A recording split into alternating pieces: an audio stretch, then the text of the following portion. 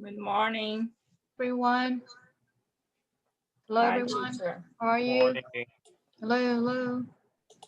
Hello.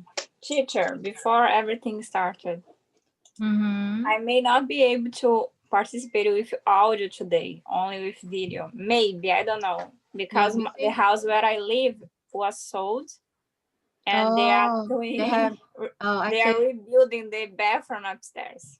Okay, yeah, sure. So But if it starts to be too that's fine. noisy, I Yeah, will that's fine. turn it off the audio, okay? Yeah. Mm-hmm. Thank you for Hi, letting me you. know. Good morning. Hello, Edson. How are you? Good. How are you? Good. Thank you. Yep.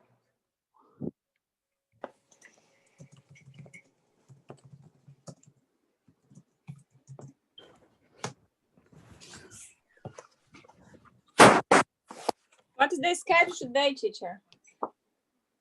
Today Yeah. we check the 9 and 10 PowerPoint first, and then Oh, so one let will, me print. I'll be back. yeah, and everyone will go. We'll do project 6. Okay.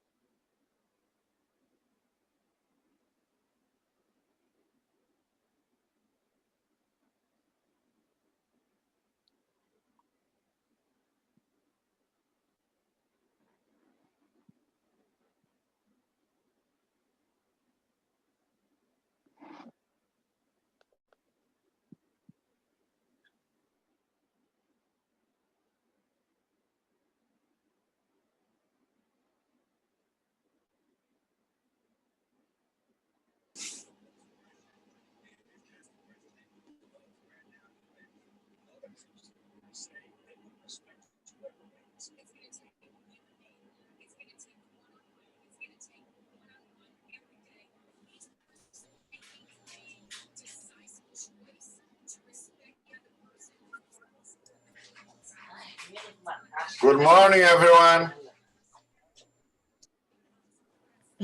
Hello, Oliva. How are you? Okay, thanks. How are you? I'm good. Thank you. Nice.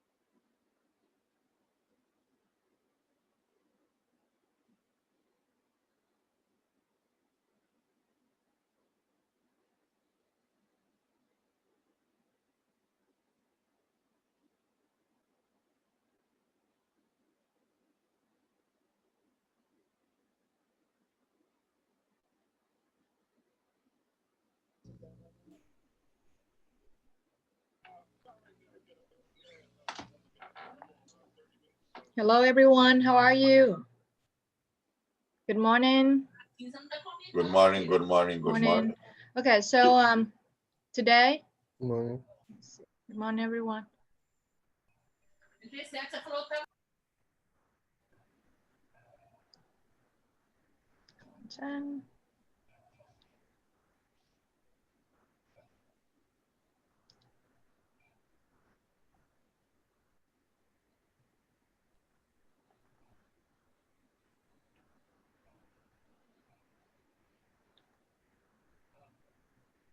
So today we will go through the theory of chapter 9 and chapter 10, okay? And after that you will do project 6. Okay. Probably you don't have enough time to complete all of them. We'll continue project 6 and I will correct it tomorrow. Next week you have the review for quiz 2 on Saturday, okay? And the quiz will be on Sunday. So on Sunday, November 15, you have the quiz 2. Okay, everyone? And quiz 2 will go through chapter 6 through chapter 10. That's why today I will cover chapter 6 to, chapter 9, chapter 10. That way you have the concept of some term that's maybe useful for your quiz too. Wow, a lot of things to study. Yeah, chapter 6 to 10. I will give you the review next Saturday, okay? And then you have the quiz on Sunday. Same way, but on Saturday. Huh? The review will be on Saturday? The review on Saturday and the quiz on Sunday. Okay, thanks. Okay, yeah, same way that we did, like we did for quiz 1. Okay.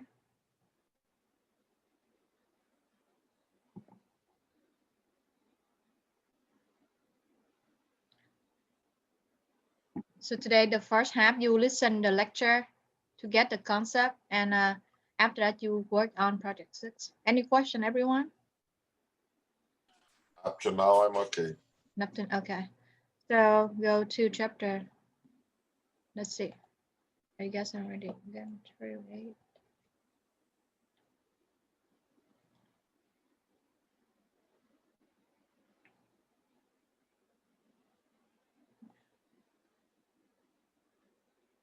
We only have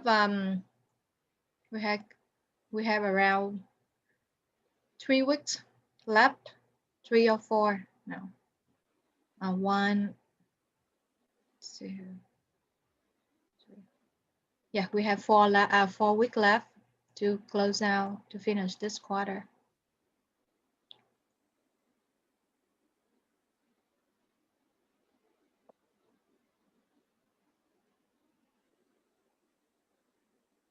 Okay, so chapter 9, they will talk, they will mention about the balance sheet. So you already study about cash, right? Now on balance sheet, there are some other items that you have to take into consideration. So it will be include equipment, building, land, and then intangible assets. So basically this chapter will go further of the item on the balance sheet. Okay.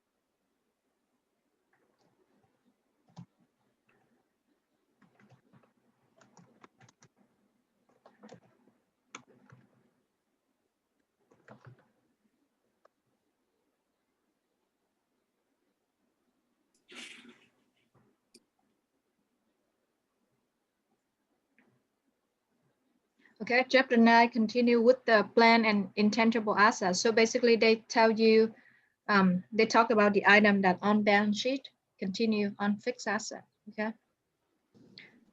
So for assets, they divide into two parts, tangible and intangible. So basically tangible mean whatever asset that you're able to touch, you can see by your eyes. Example like building, lands, equipment, and so on. It have physical substance. Okay, intangible assets, that's no physical quality. So basically it's include like goodwill, patent, copyright, trademark, franchises. These are assets, however, you cannot see it. Although it exists, you cannot touch the goodwill or you cannot touch the franchises. Okay, and another assets, you may see it somehow in a financial statement of some company. It's a natural resources like oil, mineral, and so on. So these will be, usually you don't see it on the balance sheet of a regular company.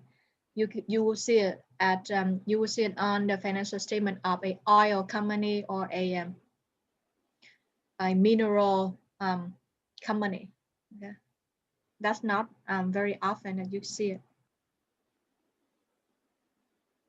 So usually for a fixed asset, there's some event that usually happen to them. So first you buy it, right? You buy some from some supplier, and then you use it. You have to depreciate it over the useful life. And then the last step or the last event may happen is that you sell it. After a couple of years, you use it. You say, okay, I need a new one, or that not working properly anymore. I want to dispose it. So that's kind of three common events that you will see for a fixed asset. So when first one is when you buy it. When you buy it, let's say you go to go to Lowe's store, right? You want to buy a refrigerator, for example, or you go to buy a car for your driving business, for example. So the cost that they use to book to show on the balance sheet will be the purchase price plus delivery cost plus sales tax plus installation cost. So basically on the cost that make it ready to use will be added to the cost of a fixed asset. Excuse me, teacher, you're not sharing your screen? I'm not sharing the screen. No. Thank you, Rena. No problem. Oh, yeah.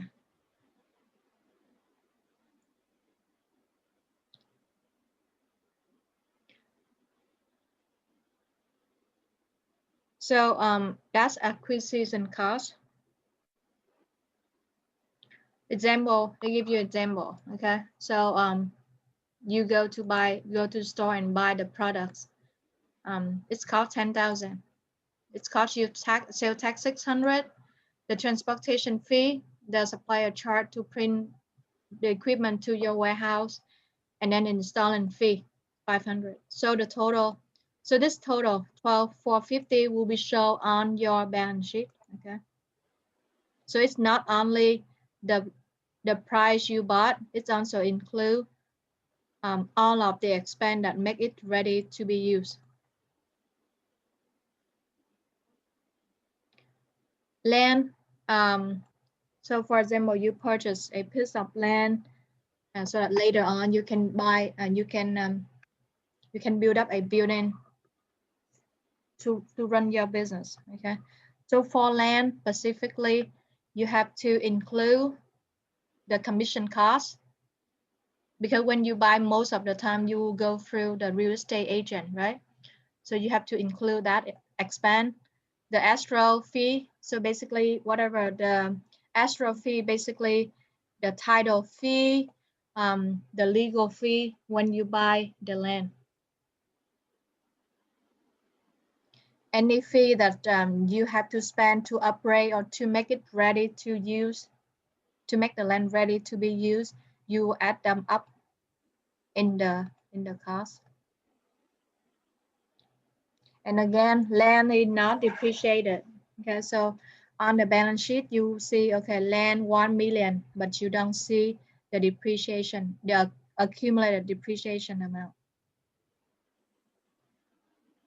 Land improvement, basically, okay, you buy a land, a partial of land or buildings, and then, okay, I have to make the new right way, for example, or you put the new fences, or you make a new parking lot, or landscaping, or the air system in the house, for example. So all of these are called land improvement, and you will see it.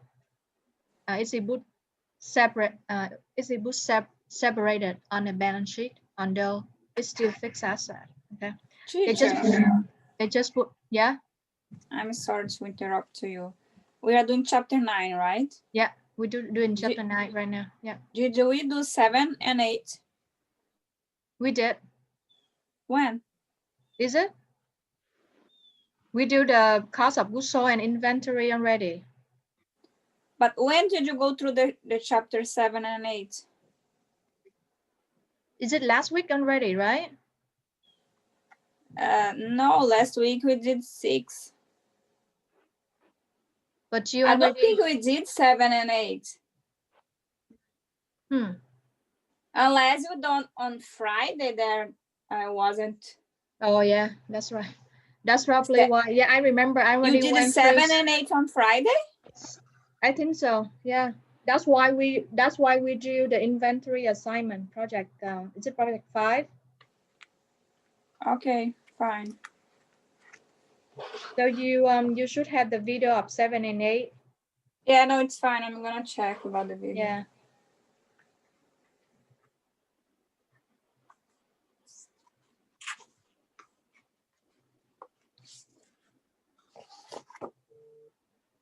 So the land improvements, including the right ways, the fences, or the parking lots, or landscaping. So these are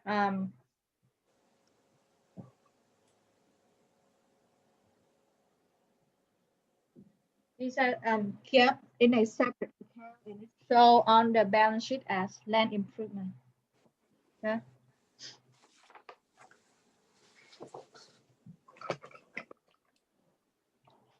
The next item is buildings. So buildings, when you buy a building, you have to include not only the purchase price that you buy from the seller, so you also have to include on the expense that make your building ready to be used. So you have to separate out between the land improvement with the maintenance fee, maintenance expense. So let's say every single month you hire someone to go to your building and fix some small item, like fix the door or do the new like maintenance, maintain it. So make sure it's keep clean and tidy. So the expense are not capitalized or are not depreciated. This expense, this regular maintenance will be expense when it's occur. Okay, so that's the difference between depreciation and expense. Most of the time, the land's improvement will be depreciated. So for example, you would, so this year, 2021, you hire someone to do a new right way, and the right way costs, let's say $10,000. So you have to depreciate that $10,000 over the useful life of the building. Okay, so let's say your building useful life is 39 years, then you have to divide by 39 years. So land improvement will be depreciated. Regular regular maintenance expense will be expand in the time that it's incurred.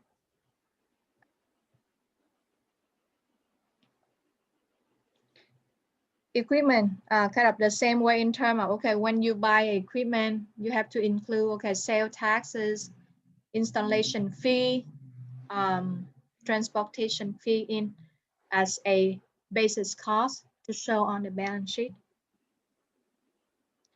Sometimes it include when you buy the kind of the big equipment, sometimes they have the insurance too, and you should include that in the cost show on equipment, show on the equipment of the balance sheet. Sometimes, okay, you not buy a single item. Sometimes you buy a big or lump sum amount of an asset. So they have a way to separate what is the value of land, what is the value of the building, what is the value of the equipment. The next one will give you an example, okay? So let's say one day you have a lot of money and you decide to buy a big chunk of assets. It includes land, it includes building, it includes equipment. So how you allocate how much value for each item. So in this case, they use an appraisal. So basically, an independent consultant come down and say, okay, this big chunk of assets will have a value of $2 million, for example. So it's a kind of a standing point for you to allocate a value. So example here, this company or the Xi for House Incorporation purchased a complete fitness center from Golden House Spa.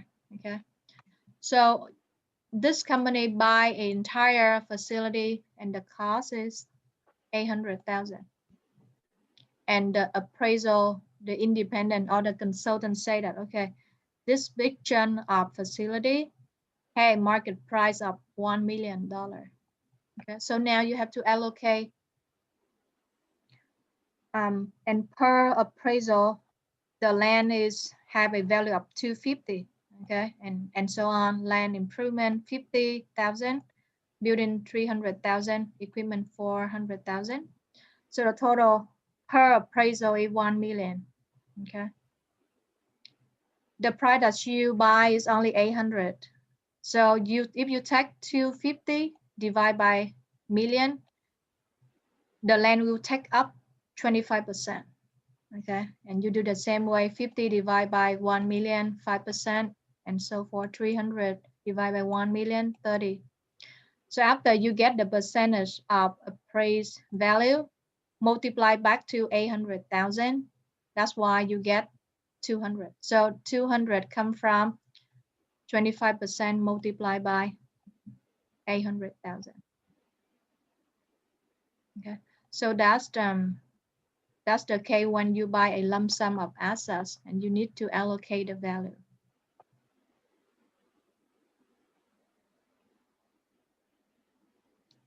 Okay, so how you record it? So just a normal regular journal entry that like we do. Assets increase, debit land improvement, debit building equipment, and the cash you pay out 800,000. So cash will be credit.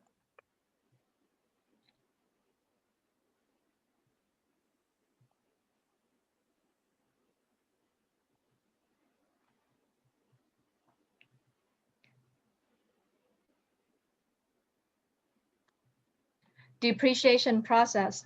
So when you buy a fixed asset, buy a plant, buy equipment, buy a machine, right? So you put that value on the balance sheet.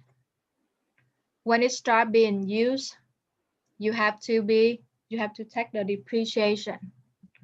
So you take the basis cost, divide by the useful life, and multiply by whatever month, how many months you use during that year. You will show the depreciation expense on the income statement. Yeah, this one is not new. We already done it on our exercise. So depreciation term that you you need to know when they talk about depreciation, there are two elements or two accounts that you use it. Use them depreciation expense. So this one is on income statement, shown income statement, and the accumulated depreciation, it will show on the balance sheet. Okay, so on the balance sheet you will see, okay, equipment 10,000, and then AD, accumulated depreciation, let's say 2,000. So you will get a net book value. That's what they call net book value of 8,000. Okay. They call accumulated depreciation is a contra asset. So basically it's just a net account. So it's a negative account so that you net that number against the basis. Okay. Contra means contradictory.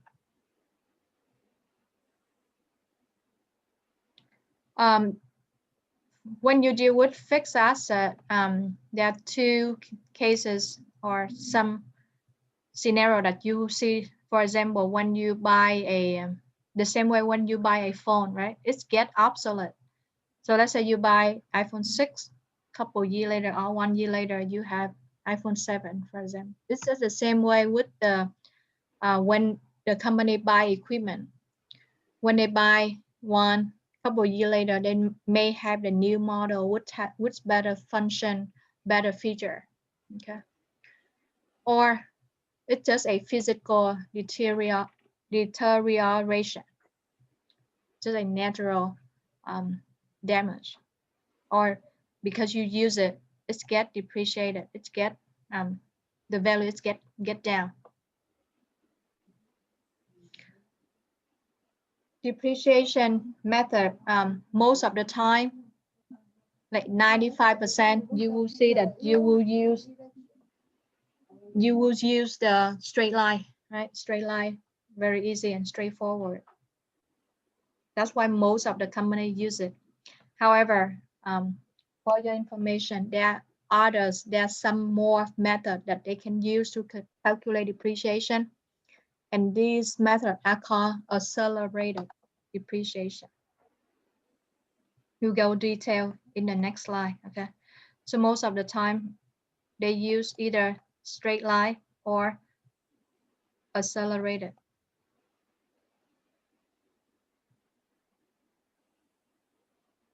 Okay, so here the picture of what is straight line and what is accelerated. So if you use straight line, every single year the depreciation expand, your depreciation expand is the same, right? Are the same. Accelerated method, in the very first year, you will have a higher depreciation expense and it's go down over the year.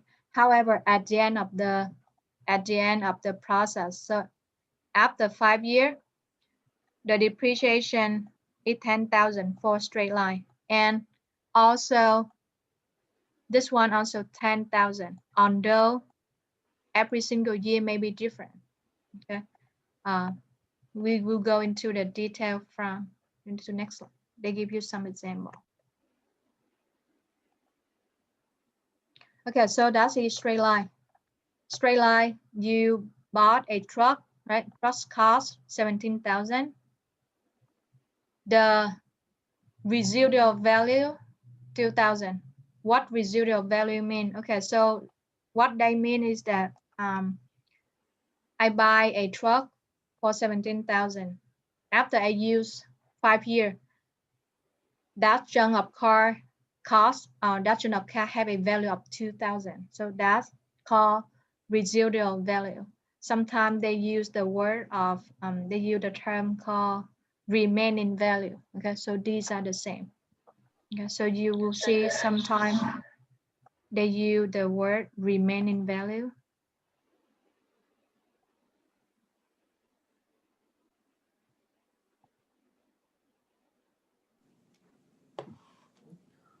How do I get this value?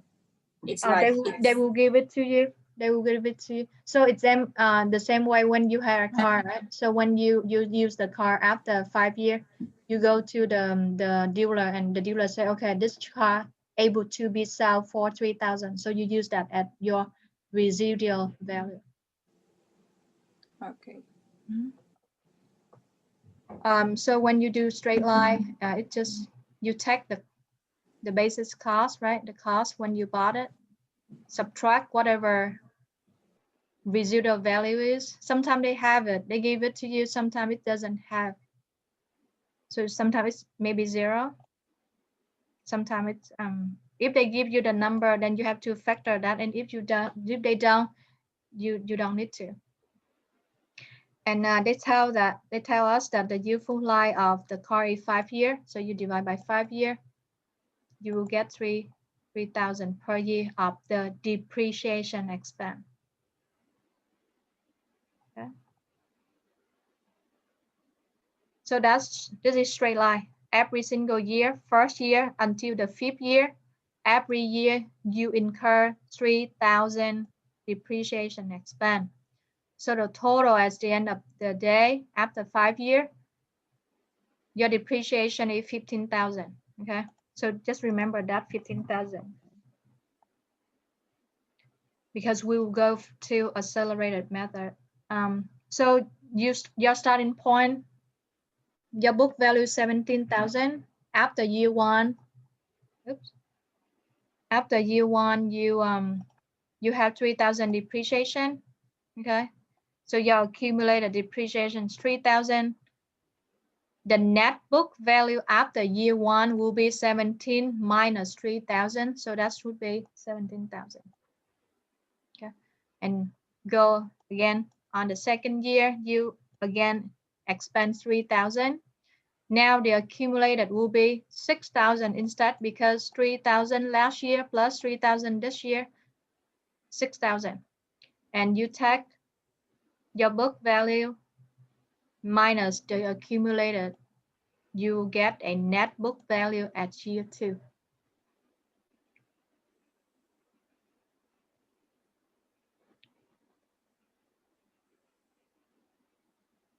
Half year convention, basically. So if you bought a if you buy a equipment not from January, for example, you buy in whatever February, March, April, when you do the calculation for depreciation, make sure you divide and multiply by the amount of month.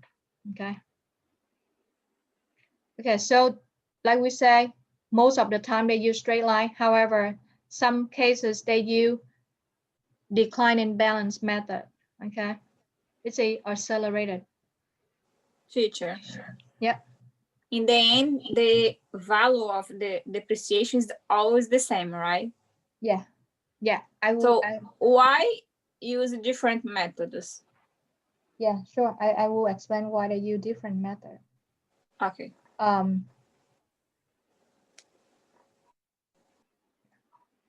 So when they use the declining method here, so let's say it's the same value, book value of 17,000, right? When they use the double declining, no, not double, yeah, 200% mean double declining. So you on the straight line,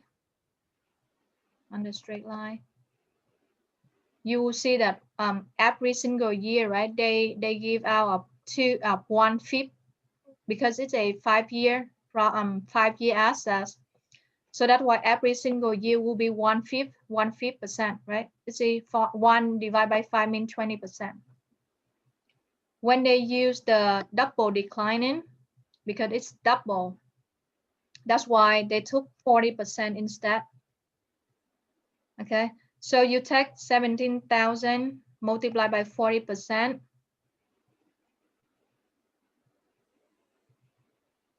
Your depreciation will be 6A, right? 6A. The net book value after year 1 will be 10,200. By taking 17 minus 6,800, you come up with 10,200, and so on.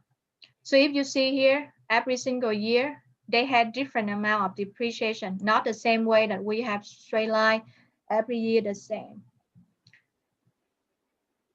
However, the total is still 15,000. You see that? We still have the same 15,000. Why they use declining balance? So when you choose the depreciation method, it's totally optional. The IRS will not force you to, okay, you have to use depreciation straight line or you must use double declining. The company itself have to figure out, okay, which one is the most advantageous for them in terms of taxation. So if you, for example, if you have a very big income in specific year, you want to have more expense to net it up, right? So at the end of the day, you will have less taxable income. So that's why double declining, the company will choose in some cases, in the case or in the industry that they may have more, they have more revenue in specific year in the very first year compared to towards the end. So that's the purpose of why they use declining. However, when you choose one method, so for example, you have a 10 assets, you must use, okay, so if you choose straight line, right, you must apply straight line for every single one. You cannot, okay, I ask this asset, I use straight line, that assets, I use double declining. No, it must be consistent. They give you the choice to figure out which one is the most useful for you, but when you select it, you must be consistent. So again, Mariana, double declining, the company choose most of the time their purpose is because of the tax planning. Okay. Thank you. Yeah, but I don't see a lot of companies they use it. Some they, but most of the time they use straight line.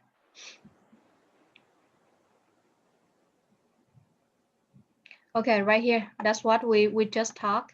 So you ask yourself which one the company use most. Okay, majority use straight line in their financial statement. Okay, and again, account principle and income tax law allow you to use different one. So basically, if it on your financial statement, you use straight line, and you select double declining on your tax return, it's okay too. Okay.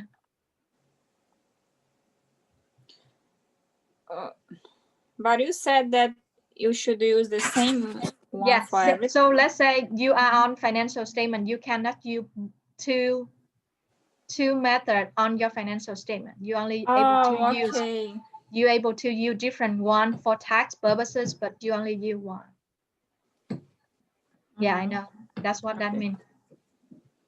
Many companies use straight line depreciation in their financial statement. Yeah, that's usually, and then the accelerated method in their income tax return. Yeah, like we say, because they will see, okay, what is the most advantageous for them in terms of tax.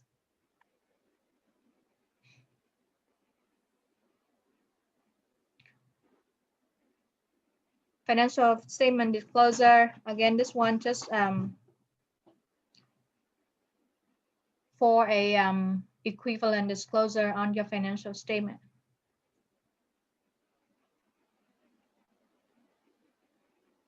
So that means on your financial statement, you have to disclose, okay, I will use for fixed assets, I will use straight line for the calculation, for example.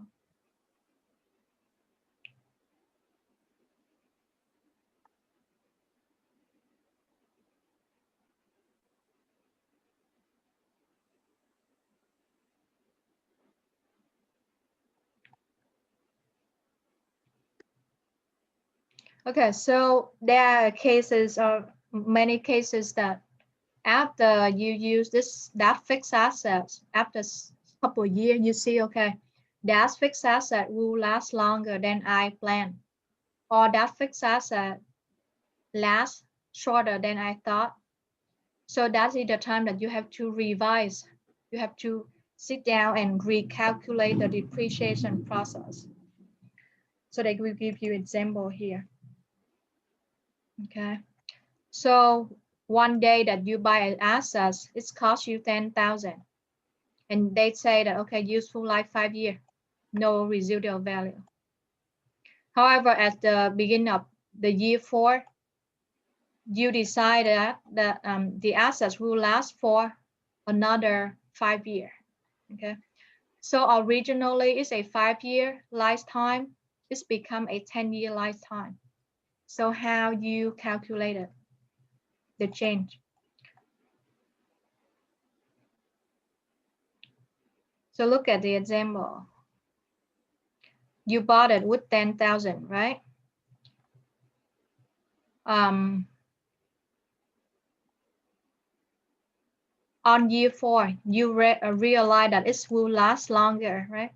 So up to year 3, you spend, because you have a 10,000 assets and it's useful life for 5 years originally.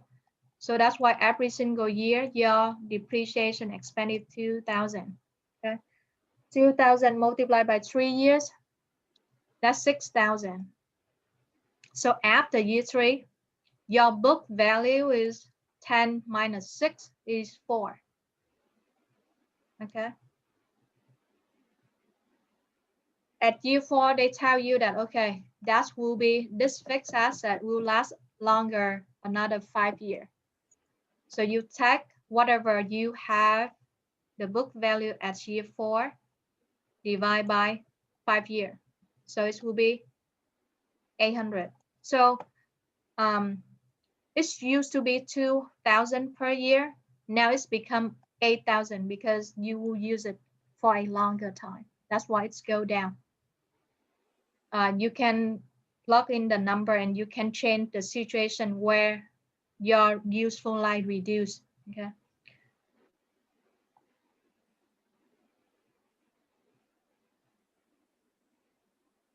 Impairment of planned assets.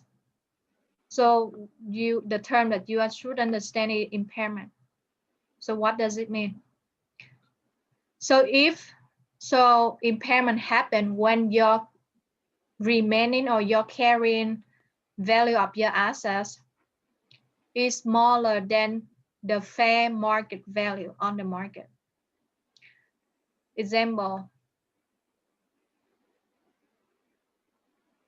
you buy a car, right? You buy a car, the Honda, for example. You buy it in 2018, and it's cost you $5,000, for example. Okay. The reality is that 2 years later, okay, 2 years later, you go to dealer and you point at exactly the same Honda that you bought 2 years ago, and they say that car in the market now, the price maybe only 4,000 or most of the time less, right? Because whenever you buy a car, during the moment that you walk out of the dealer, the value of the same brand in the market will go down. The reason is they always have the new Honda, new item with the new feature. So that's, you lost 1,000. That's it called impairment. Nothing wrong with you. It's just the market. Because they have more new stuff, the same value will go down.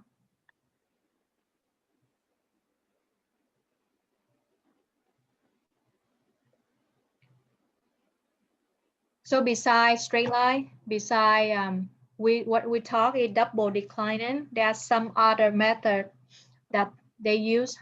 Example, units of output. So Do they give you example? If not, I can give you example. Oh, okay. They give you example here. So you buy a truck, right? You buy a truck. It's cost you 35,000. Okay, and at the end of the day, it has salvage. Yeah, sometimes you will see they use salvage value, or they can use remaining balance or residual value. So these are the same, okay? They mean the same stuff. It's just a different term that they use. So after how many years here? Oh, okay, they don't tell about year because they use output of in unit of output. So 35, you take 35 minus your salvage value or your remaining balance, whatever they call. So you get a 30,000, and that truck, right, can be used for, can be driven for 60,000 miles. You divide by 60,000 miles, so you had a depreciation of 0.50%, 0.50 or 50 cents per mile. Okay, so they use mile as a tool for depreciation calculation. This is called unit of output depreciation method. Yeah, this one is simple.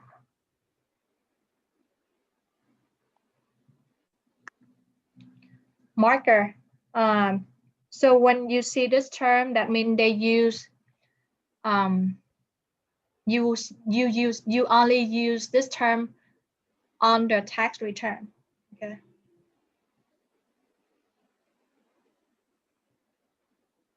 Because the tax, they don't use the term straight line. Straight line used for financial statement. Marker used for you on the term of return, income tax return. And marker stand for modified accelerated cost recovery system. So the very first year will be higher, and the towards last year will be lower depreciation expense. Another method that they use sometimes is sum of the year digit. You don't see this much. That's the reason why. Number one reason is that because the calculation is more complex. So that's why they don't use that much, although it's still around. That's why they don't spend a lot of time for using that. So for fixed asset, right? You buy, you use it, you depreciate it, and one day you say, okay, I don't want it anymore in my warehouse. I want to dispose it. Or that fixed asset no longer usable, right? This doesn't work properly anymore. You want to retire, make it retire, or you retire a fixed asset, or you dispose it. So when you dispose or when you retire a fixed asset, you need to remove them from your book account, right? From your book, from your record. So how you do it? So you used to have a equipment, an office equipment, 20,000, right? So one day you say, okay, this no longer usable. I want to sell it, for example. So the first step, you have to remove them. So in order to remove, you need to do because your fixed assets your fixed asset decrease, right? You have to credit. And the amount of your accumulated depreciation also need to be reduced because now it's no longer on the books. You have to take it out, reduce it. That's why you debit accumulated depreciation.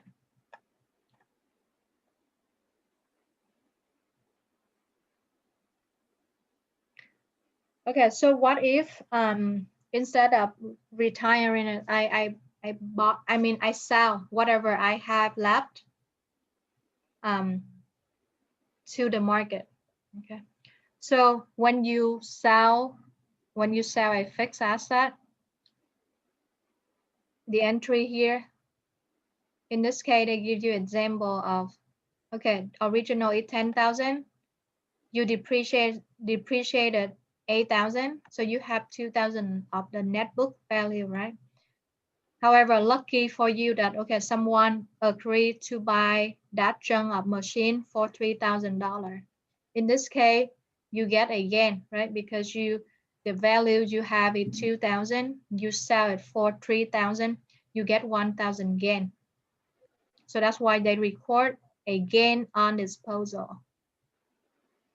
Again, the entry will be, okay, cash, I received 3,000 cash, debit. The machinery now no longer on my book, right? Machinery decrease, credit 10,000. Decrease, accumulated depreciation, and the difference is 1,000 of gain. The opposite way is that you will get a loss, right? Somehow they only accept to pay for you only, let's say maybe 1,000 only. That will be the case that you get a loss.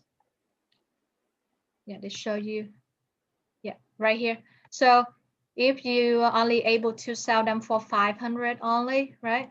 So 2,000 minus 500 means you get a loss of 1,500. So the concept are the same. It just gain a lot that you get.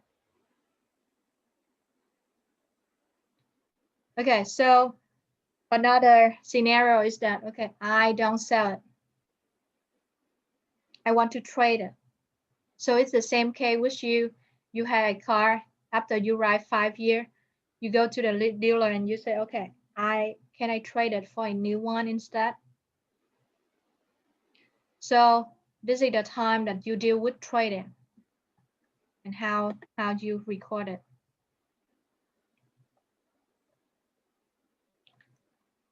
So example they give you here.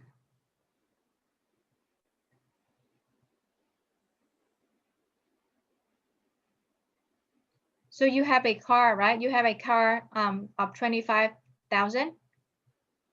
And when you go to the dealer, they say, okay, I will agree to buy your own truck and I pay you 3,500. And I want a new car. A new car costs me 21,500. So how the entry will be?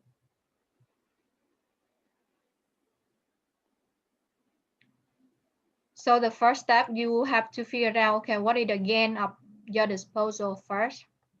So you have your own truck, 10,000, the accumulated 8,000. So net book is 2,000. They agreed to pay me the trading allowance of 3,500. So your gain will be 1,500, okay? So the entry here, record again, 1,500. You got a new car, a new truck.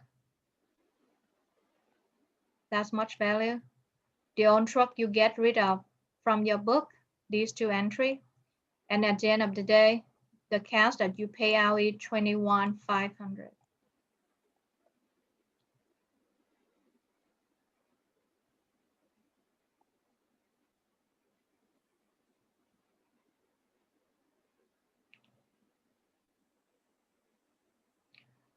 International financial reporting standard, they just mentioned, but they not focus much because imagine that when you do your business not only operating in the US, when you have to follow the US GAAP, US general accepted accounting standard. Now you operate overseas, or you have some branches, or you have a plant in different country, for example. So that will be more complex when it's involved with international elements. Okay. So they just want to let you know that again, they have international financial standard. Is it when you have to deal with something related to foreign?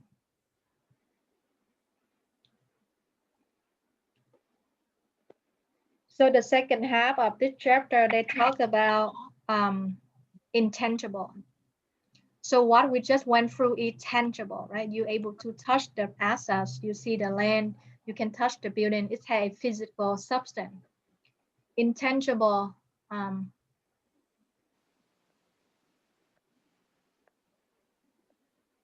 intangible assets. So someone getting the class. Hey, teacher, how are you? Hey, here we go.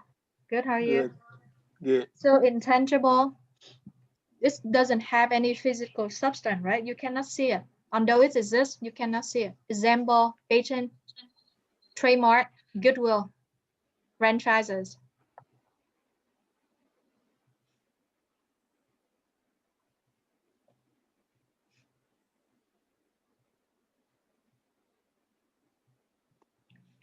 So when they talk about intangible, one of the terms that you need to know is amortization. So the way of amortization works very similar to depreciation of a tangible assets. Okay, so basically you take whatever the cost divide by your useful life of the intangible assets, you will get the amortization. You debit amortization expense and you credit accumulated amortization account. So it's work very similar with the depreciation.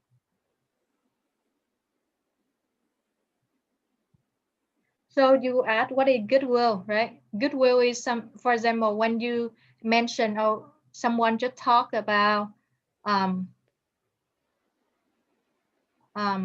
like Toyota car, for example, when you talk about Toyota, you just thinking right away that, okay, it's very durable, for example. Or if you think of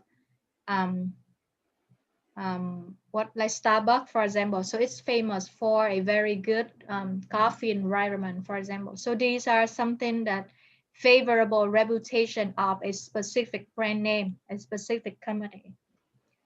So they list that as a goodwill. Okay, so goodwill can be favorable reputation, a very positive advertising image, a reputation for a high quality, a positive market share.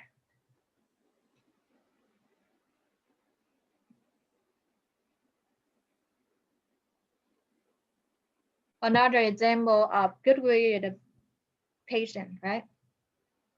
So basically, someday you you invent something and you register that to the department. That is all by you.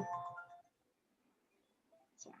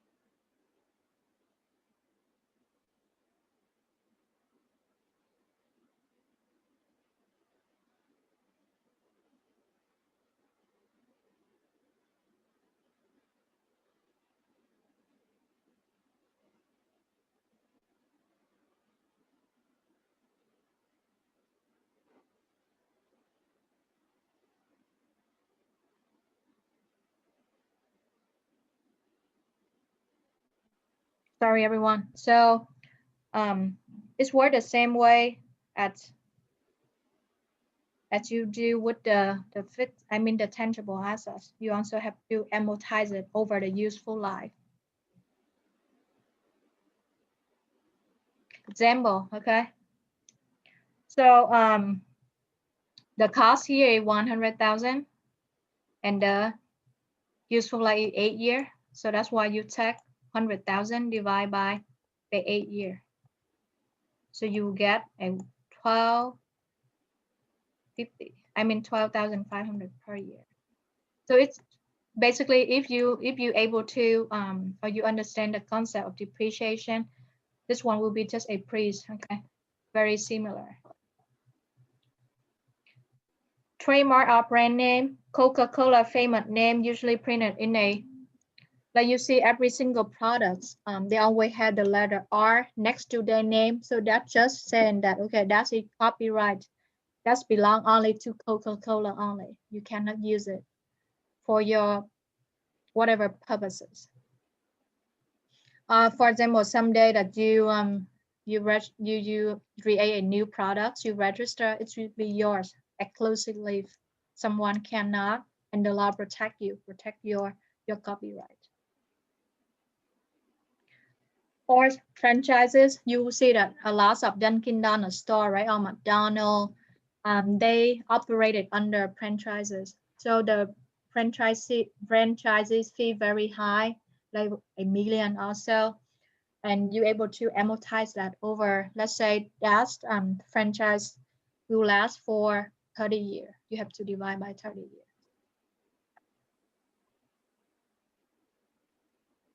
Okay, again, this will based on the life of franchise that you register when you register a franchise to operate something.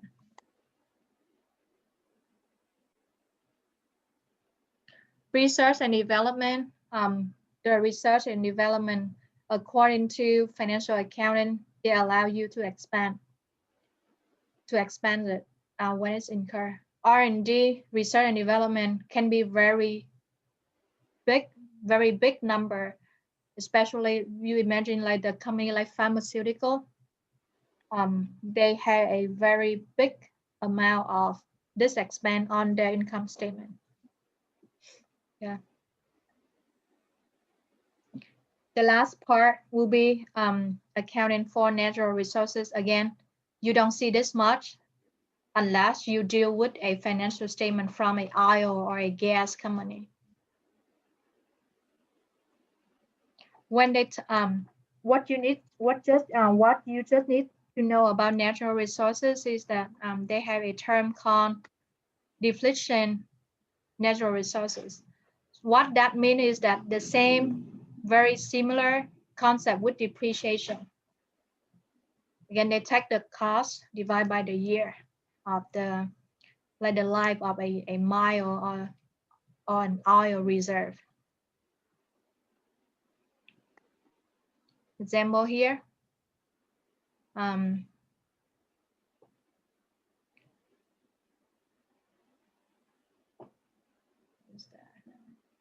So this rainbow mineral pay 48,000 to acquire a mile, right? They believe that it will contain 5 million tons of corn. So the depletion that will occur, it will take 40 million divided by 5 million tons that they can remove from the mile. So the depletion rate will be $8 per ton. And last year, a Pacific year, they're able to kind of get 2 million tons from the mile. So you will take 2 multiplied by 8 per ton, you get 16,000.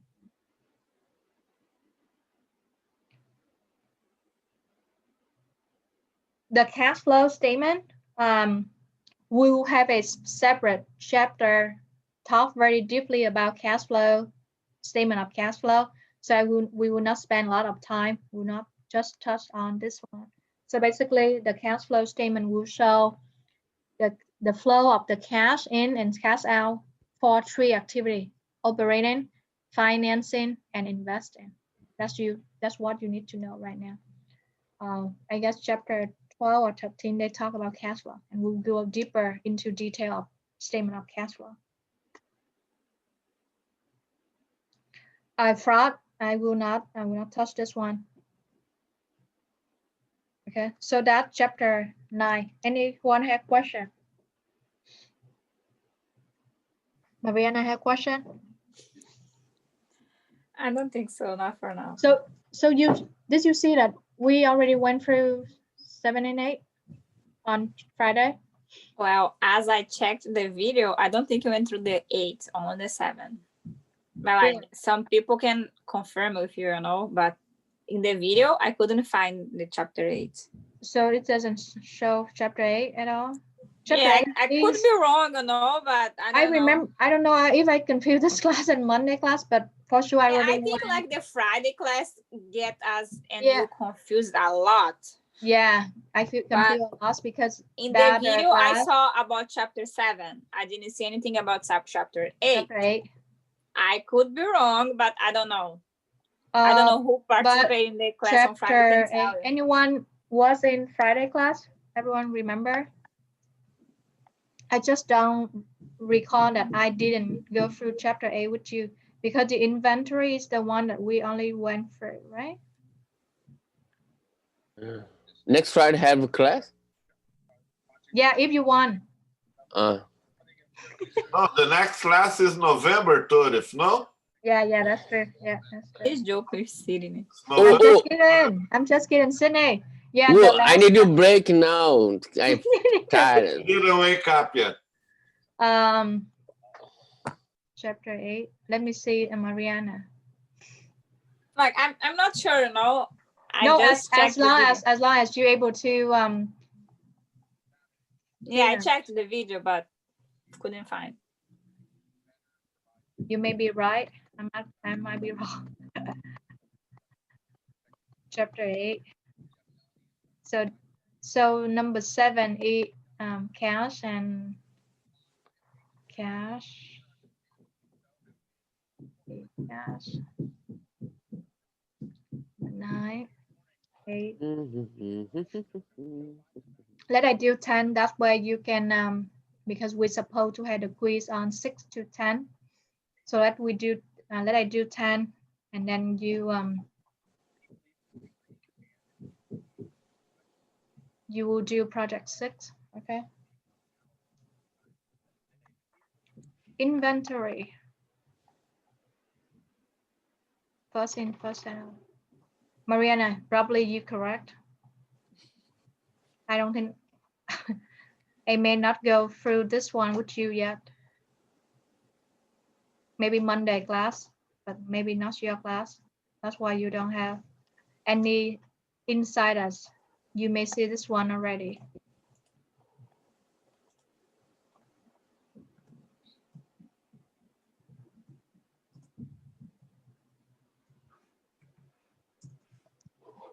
Are we gonna review project 5?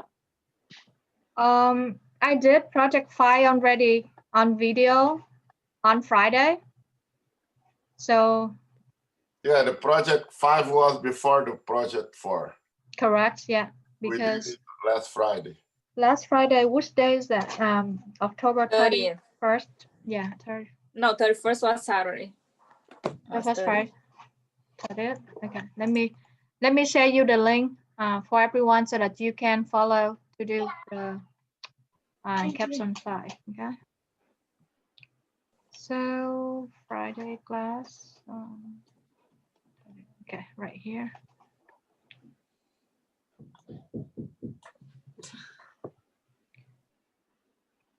Yeah, again, sorry for the confusion because last Monday and Wednesday and we combine on Friday. So everyone, the link that I just sent you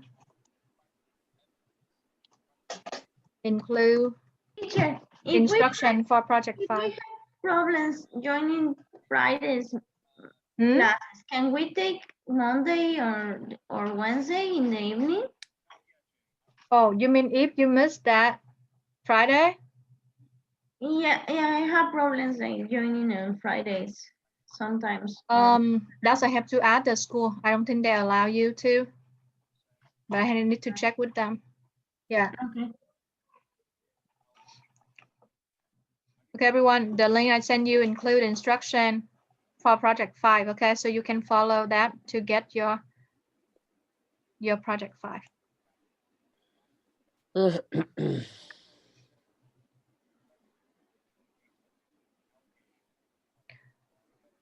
Okay, Marina, let me do chapter 10 first, then we may circle back to 8. Did you see any question about inventory on the capstone 6? No, right? You mean capstone 3? No, capstone 6. 6? There is no capstone 6. I'm sorry, Yeah. project 6. Project 6. Project 6. Oh, about what? It doesn't ask any question about inventory, right? I don't think so. Well, let's see. Let's see if I remember. Yeah, something. I remember project 6 will focus on In on the bonds bond. issue. Yeah, on the bond Yeah, issue. no, Yeah, no, nothing about inventory. No. yeah, that's yeah. We can just leave chapters 8 PowerPoint for now. We do 10 first because we'll give you some concept to do project 6. So we're gonna do chapter 8. No, I do 10 now first. 10. Yep. Okay. 10 is longer, much longer than 8.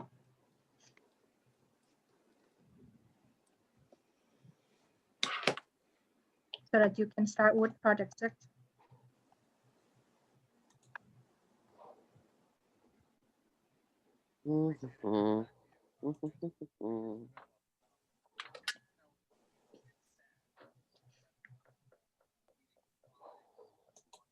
So 10, where is slide here? Okay, so the previous chapter, they talk on the elements of assets portion on the balance sheet, right? So the next portion of the balance sheet will be liability. So whenever a very simple term, when they talk about liability, the debt, right? Whatever you have to pay, whatever you owe, you can owe supplier, you owe the bank, and so forth. So that's debt in general. So you ask, okay, what is different between debt and equity? So when you start a business, right? There are two sources that you're able to get cash from. One, whatever you have, you owe, belong to you, what you have. Two, you go somewhere to borrow it. Okay, so that's two main sources that you get money from. So liability, on liability will become due. It's either short term within a year or long term more than 1 year. Okay, and you must pay for it. You must pay. Owner equity, it doesn't mature. Basically, it's just what you owe from yourself and you put it into your business. Okay, so if you look at here, they say can be separated into the original investment of owner and equity was earned and retained by the company compared to liability that you have to pay someday for the whatever the lender. And owner equity doesn't mature. Okay. I will just focus on the one that the concept that you need to understand. Okay. And again, when you go to borrow some money from someone, they don't give you for free, right? They charge you the interest.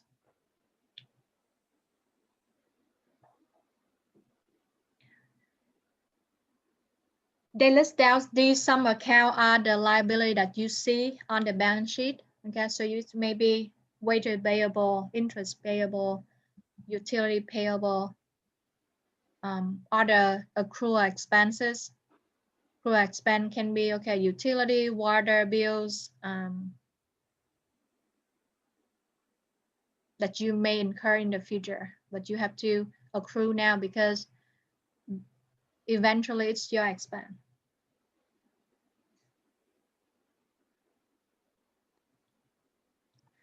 In terms of classification, it's just the same way with assets. For assets, you had current and non-current.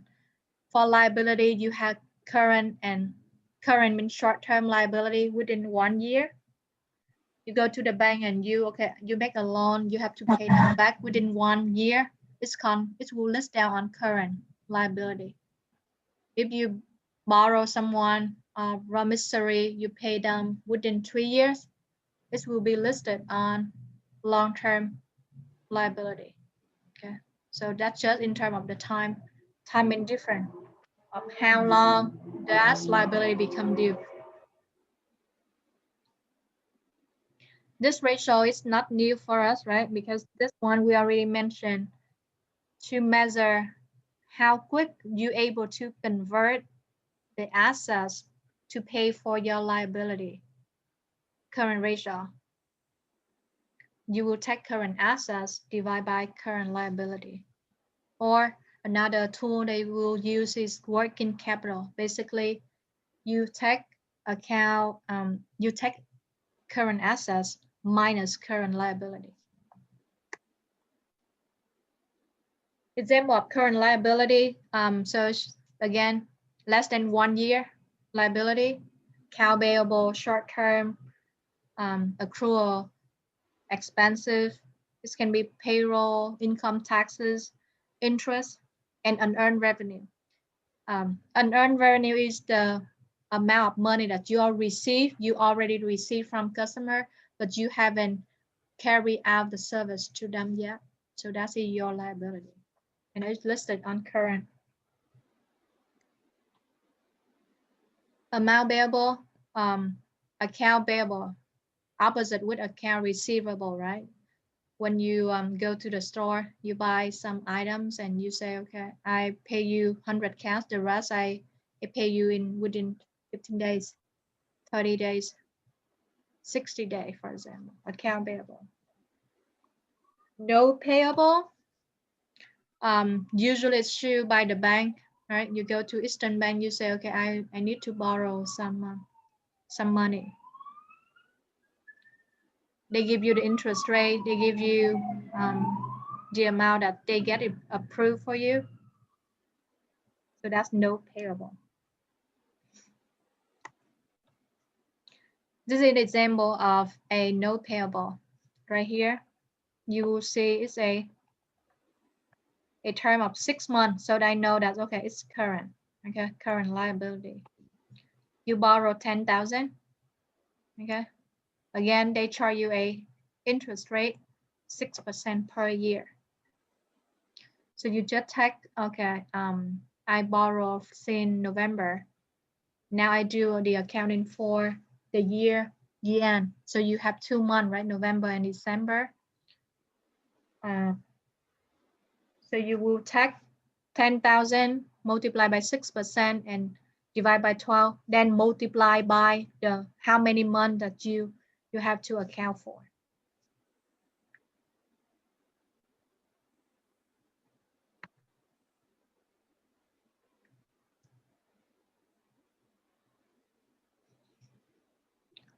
In terms of the journal entry, when you borrow money, you go to bank, borrow some money, your cash will be increased, right? Debit. And no payable liability increase, credit. The next the next entry you have to take into consideration will be your interest, right? You have to incur interest expense and increase the interest payable.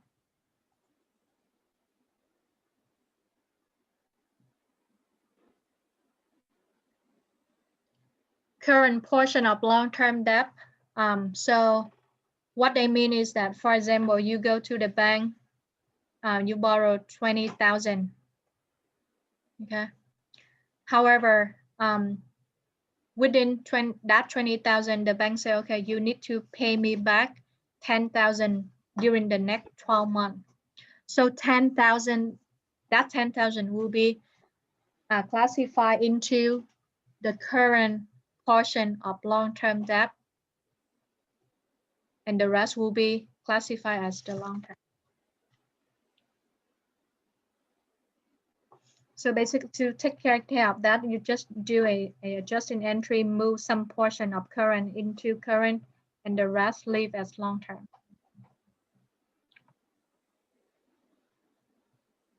Accrual liability.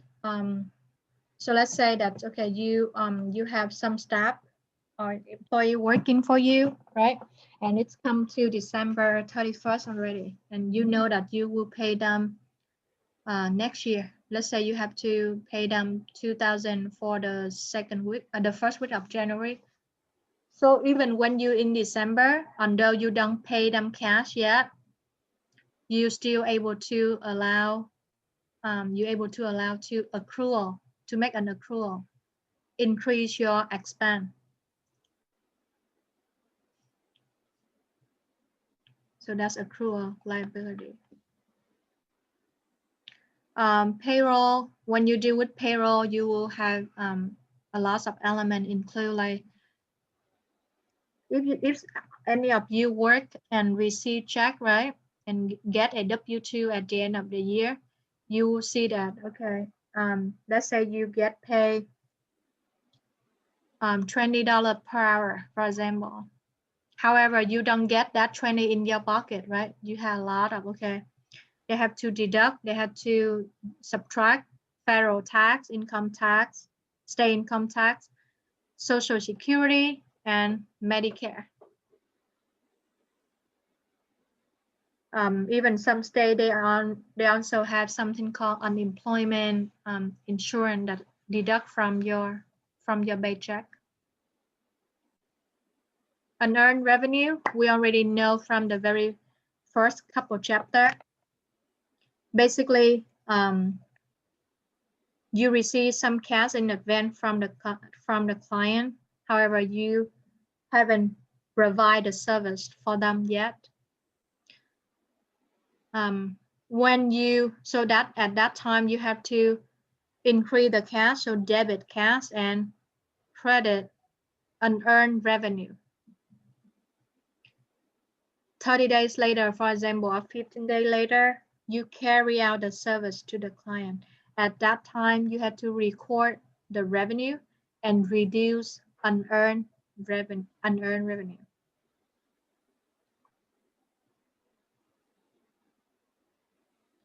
Long-term liabilities. So again, long-term will be get mature after 1 year. That's long-term. And again, because it's long-term, most of the time, the amount of the money involved will be much bigger than the current liability. So when you deal with the debt or the liability, basically you will deal with interest and principal, right? Because the point is that when you borrow money every single month, you pay interest. Also, when it's become due, you have to pay back the principal. So they will give you example here of how to calculate the interest over a year. Okay, so this company, they go to the bank and they say, okay, can I borrow a loan of how much? $16,398. The bank say, okay, I will give it to you. You need to pay me back within 18 months, and I charge you a expense interest rate of 12%. And the monthly payment is $1,000.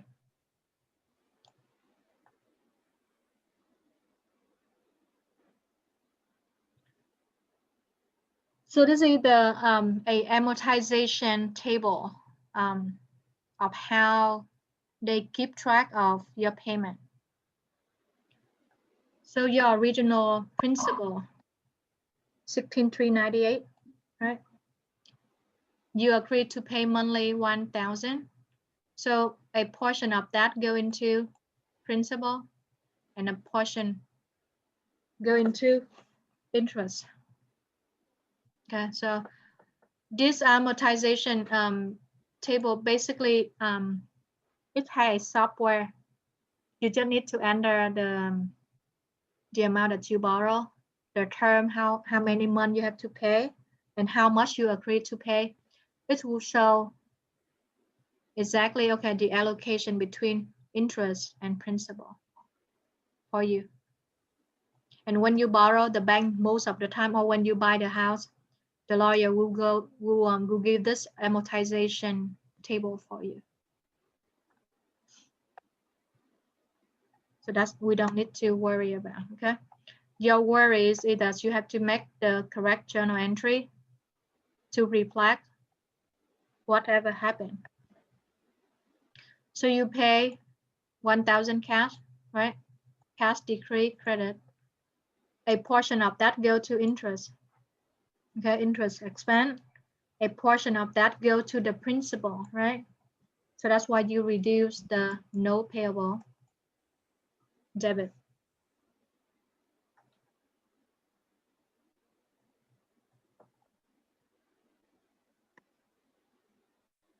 The next items is bond. Okay, bonds is bonds is a term that whenever they talk about liability. So one of the kind of tricky items when for accounting student is they deal with bond, the calculation. Okay. So what is bond? So bond basically is just a kind of, you can understand as a loan, okay, a long-term loan. However, the amount can be very big. So to finance a particular large project, the company will go to a bank, for example, to ask for a So to finance a particular large project, the company will issue a bond to get some capital into their bank account so that they can run the business, they can develop, they can finance a large project.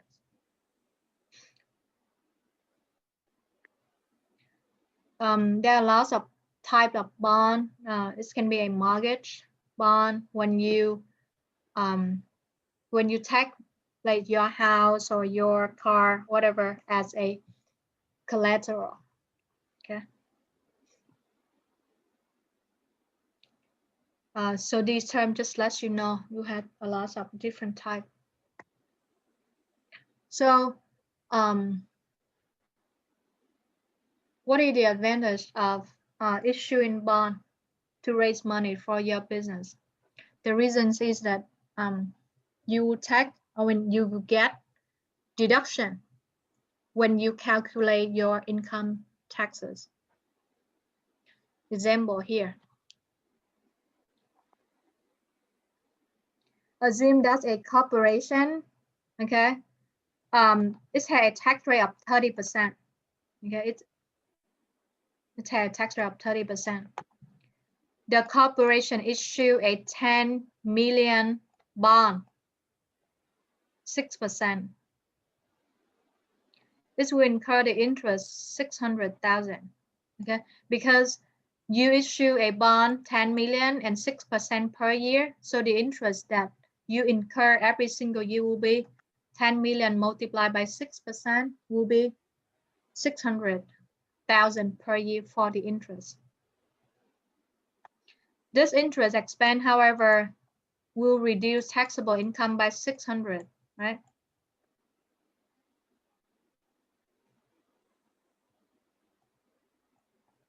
Where's that?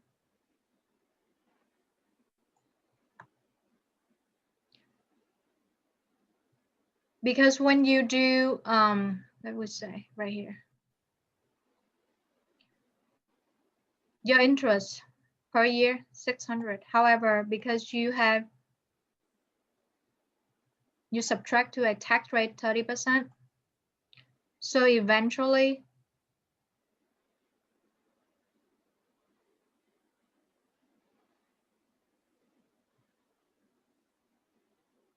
The interest that you bear for that loan, that bond payable only for 20,000. Okay.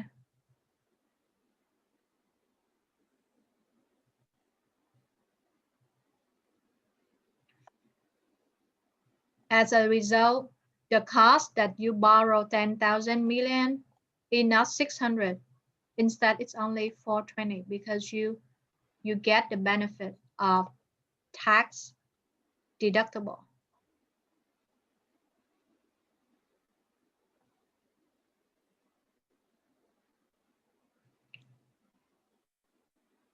So when you issue a bond, there are some elements that you need to you have to take into consideration.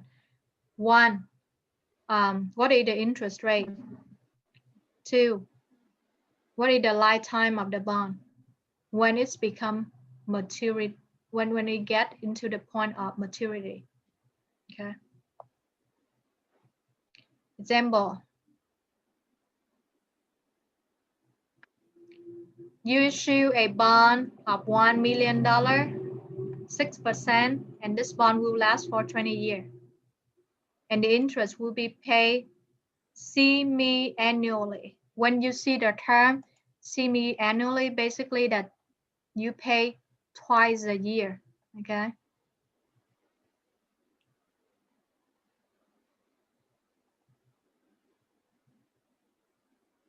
You pay twice a year.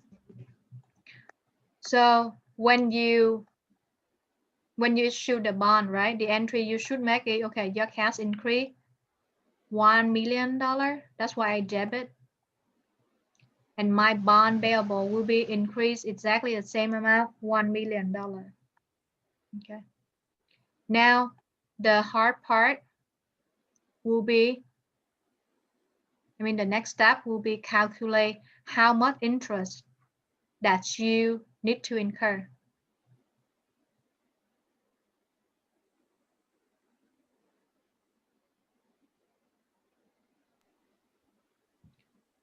There's some terminology that you need to know when you deal with bond.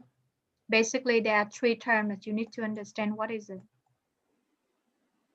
So when they talk about bond, right? If you look, if you read here, they say assume the bond are issued at bar value. Okay, so you have three terms: at bar of face value,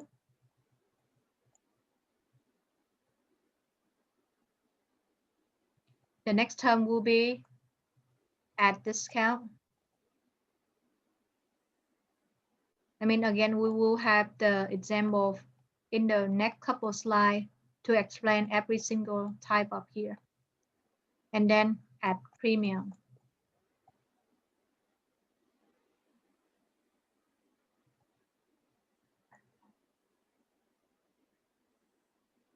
So what is at bar or face value mean? So let's say one day that this company, right, they try to issue a bond payable. Example here, they issue a 1 million bond and they get the cash in a 1 million, exact 1 million. In this case, they call the bond issue at face value because whatever you write down, when you issue a bond, right, you issue a paper, a note, and you say, okay, the value is 1 million. And the real cash that you receive from the investor is 1 million. They call it the bond issue at bar, okay, at bar or at face value. That's number one. The second scenario is that you issue on the paper, you say, okay, that bond value 1 million. However, the investor agree or you only sell it. The note you write down, okay, 1 million value. However, you just sell it only with the price of 980. The real cash you get only 980. In this case, they call it bond issue at discount. Discount because the amount of real cash you receive is lower than the amount that you wrote on the bond. Okay. The opposite with the as discount will be at premium. What does it mean? You write down on your note payable value of 1 million, right? However, because the market is very good, or the company, your company working very well, the investor agreed to pay you 1,500,000. So you see that the real cash that you receive compared with the value on your bond is higher, right? In this case, they call it at premium because you get more than what you're supposed to be. So that's the three cases when you deal with bond. One a bar value, one a discount, and one a premium. That's what you need to know up to now, okay? When you deal with bond. And the next one, after you issue the bond, you get some cash in, you get 1 million cash in, you have to record the interest, right? Because you have to pay them the interest. You borrow money from them. So how you calculate the interest? They say that 6%, right? 6%. They pay twice a year. March, they pay one time. September, they pay one time. So the real interest will be 6 divided by 2 is 3%. There are a couple of ways to do, but you can do this way. 6%, however, is a semi-annual. So that's why in March, I will have to pay 3% for interest. And in September, I pay 3% interest. 3% multiplied by 1 million. That's why I get. That's why I get the interest I pay in either March or September is 30,000.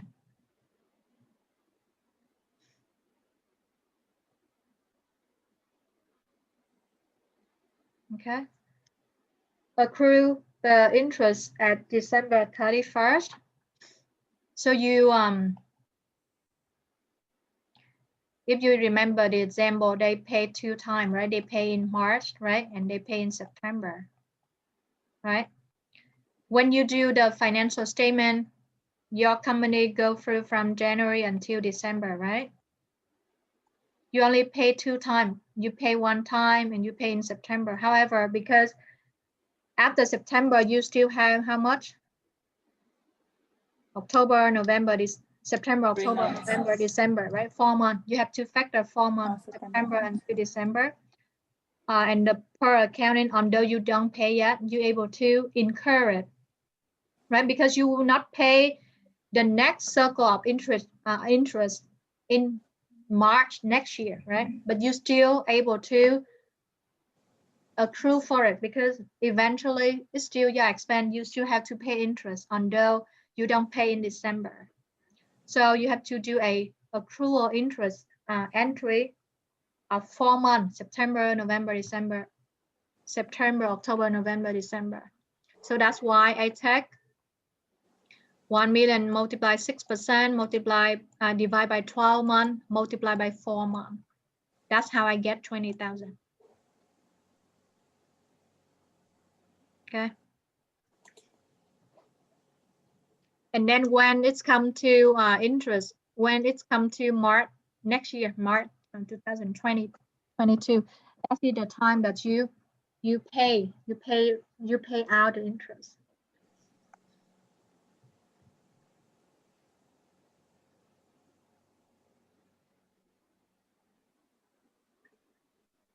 The next term that we go is the bond discount or bond premium. Teacher. Yep. When the bonds are paid semi-annually, it's always March and September? No, not necessary. Okay. They can see April and April, July, whatever. Depends on the term, but not necessarily always March and September. some they choose September and some they choose June and December, or sometimes they say 4 times a year. So like every 3 years they have to pay, for example. So it varies. Okay.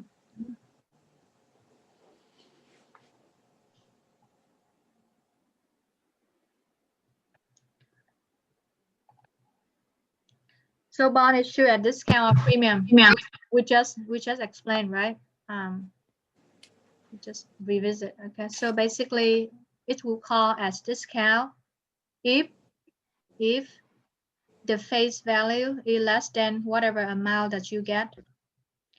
The opposite way, the bond as issued at premium, where the money that you get is higher than the value that you write down on the note, on the bond. Okay, example of bond issue at discount. And discount, okay? So on the face value, you write down, okay, that bond is $1 million, okay? However, you only receive 970 in cash only.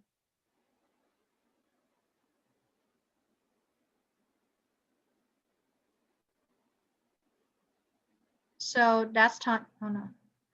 So that's why you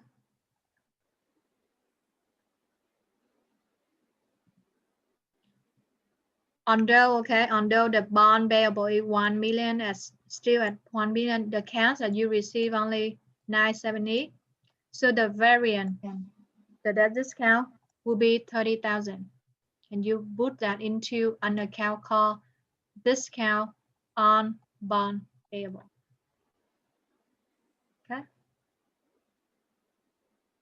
So you ask yourself why they do that? Why the face value is 1 million? Why you only sell them to the customer, sell to the investor only 970? Why they do that?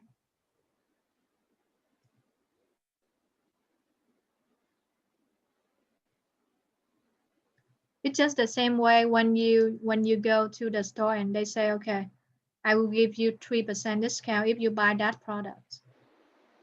So the purpose of the discount is what? It encourages you, right? So to encourage the buyer to buy it. Same concept with the bond. So when in the market, there are so many. So as investor, right, you have a lot of choices to do. You can lend the money from this company, lend the money to this company and get some interest, or you can invest that money into the stock market. So you usually see the bond are issued at discount when the stock market do very well, because in that case the bond is not very attractive to the investor. That's why the seller will issue it as discount to get the bond more attractive to the investor. The opposite you can explain when the stock market doesn't do very well and the bond is very attractive, the company able to sell it or sell it as a premium. So that's why you see, okay, why they do the discount. Again, on the balance sheet, you will show as 970. No, long term, you will show 1 million, and then you have a line say discount on bond 30,000. The net carrying value of the bond payable is 970. So it will affect how you record the interest. Okay. So you will the same doing, okay, I will have to calculate my interest. However, Teacher. Yeah. Could you go back to the prior slide? This one? Okay. The net carrying value of the bonds payable is the same as net bond liability? Net bond liability? Yeah. Where you see net bond liability? No, the liability is still 1 million. However, the value of that is only 970. So Okay. yeah, so let me see. No, you can continue and then you can. Is it explain what that. is this what you asking?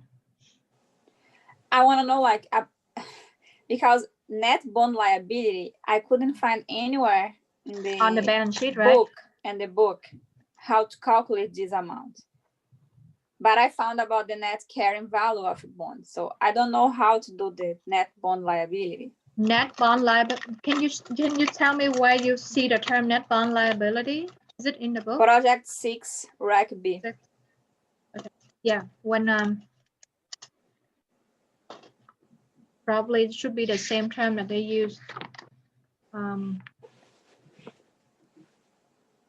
And I couldn't find the book on the slides this term, and I have no idea how to. Okay. You say the term what? Net book? Net bond liability. Net bond. It asks like compute the net bond liability at December 31st, 2022 under assumption, and then like you have to go back to the prior table that we did and calculate the net bond liability on bonds issued at 98 and at 101. Okay. Let me take a look one after this one to see your Okay. question. You say what? Question 6, right? Question how much? Project 6, Rec B. Rec B, what question? Question 6 too? Question No, 5? 5. Okay, Project question 6 5. is exercise 5. Rec B, right? Yes. Okay, yeah, let me go that and take a look.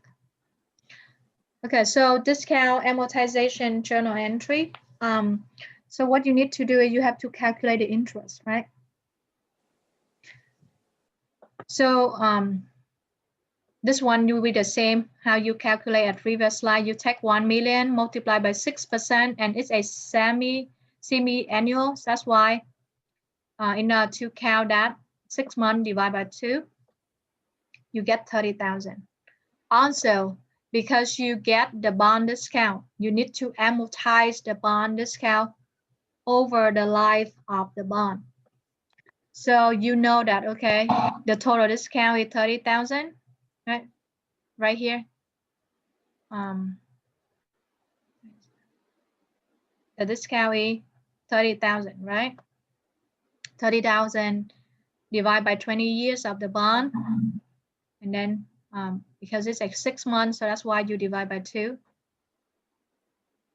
So you get a amortization of 750. You add these together, it should show as your, it should be your interest expense.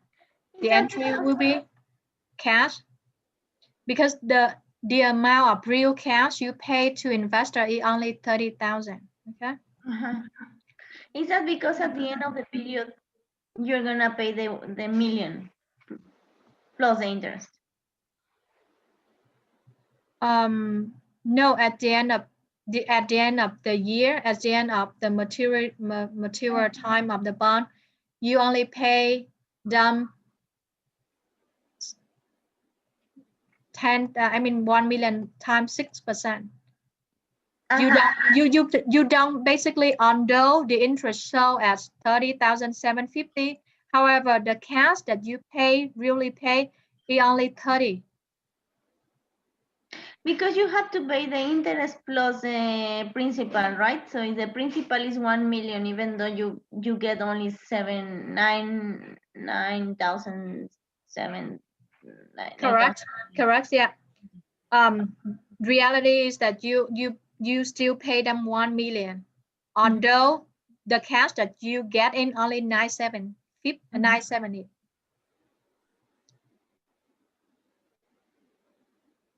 And you pay the interest on the face of that.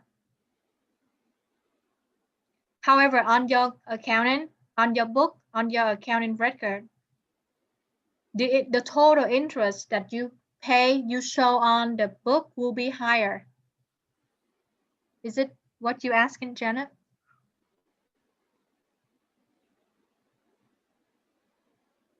Hello? So the real cash you pay is 30,000. However, the book record the expense of 3750 because they take into the account that the discount you give to the investor. You give to investor.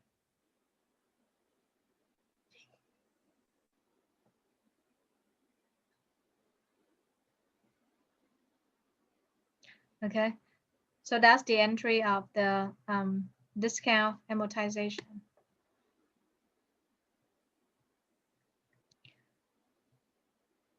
So the next couple one, they just show you similarly how you calculate the September to December interest. So again, 1,000,000, 6%, 4 months. So you get 20,000. 4 month amortization, okay, 30,000 discount total, divide by 20 year, divide by 12 months, and then multiply 4 months. You get 500. So that's the total interest. So you increase debit.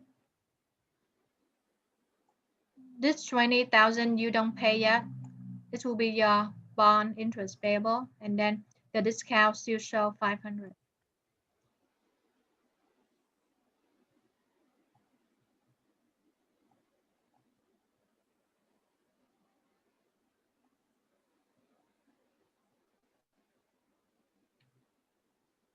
So the opposite is bond payable with premium. Okay. So in this case, you issue 1 million bond. However, you're able to sell it with 1,030,000. Okay. So you get a premium of 30,000 right here. Premium on payable 30,000.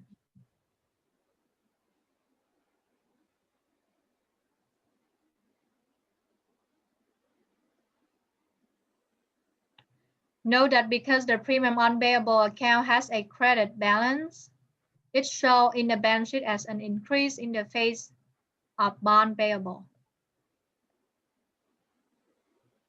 So how you calculate the interest? Similarly, 1,000,000, 6% paid twice per year. You get this one, 30,000, okay? However, because you get a premium, they will have to back down or subtract 30,000 premium divided by 20 year, divide by 12 months, divide by for 6 months, account for 6 months. So that's why you get 750. So the real cash you pay 30,000. The bond expense 29 and the premium 750. So basically it just worked the opposite way with bond at discount. Okay.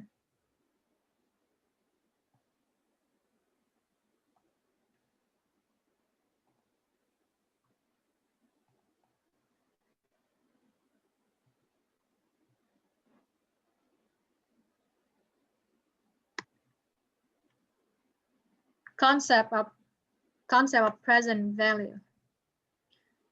So you can imagine, or you can, when they talk about present value, is that imagine that you have $10,000, right?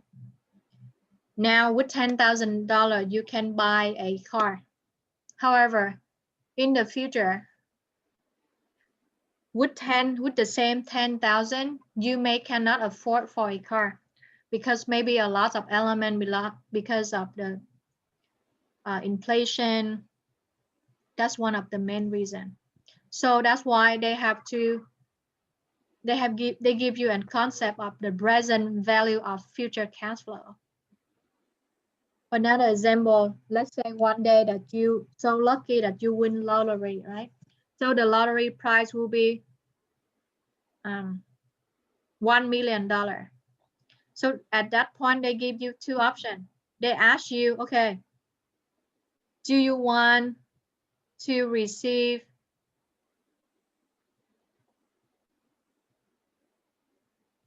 1 million at the same time, or you agree to get paid every single month 10,000.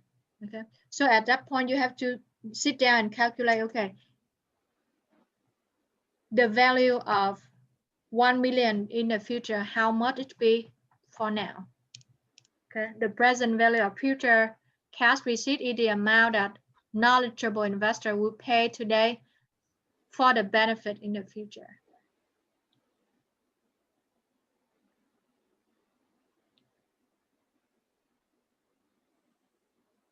I know we passed the break time, but let me finish. Okay, have some more to go. Couple more slides to wrap up this chapter. So when they deal with the present value, you need to have the future payment, how long the payment will receive, and the rate of return.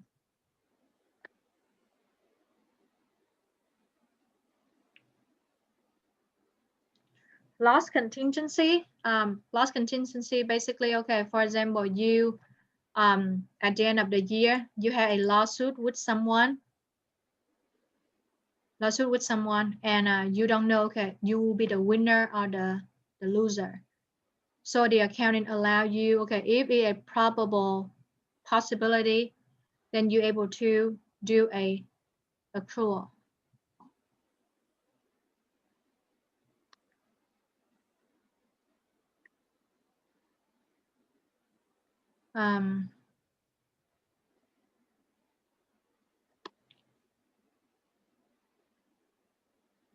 So you ask yourself, okay, how much debt I should have? Should I okay to have a lot of debt, or shouldn't I?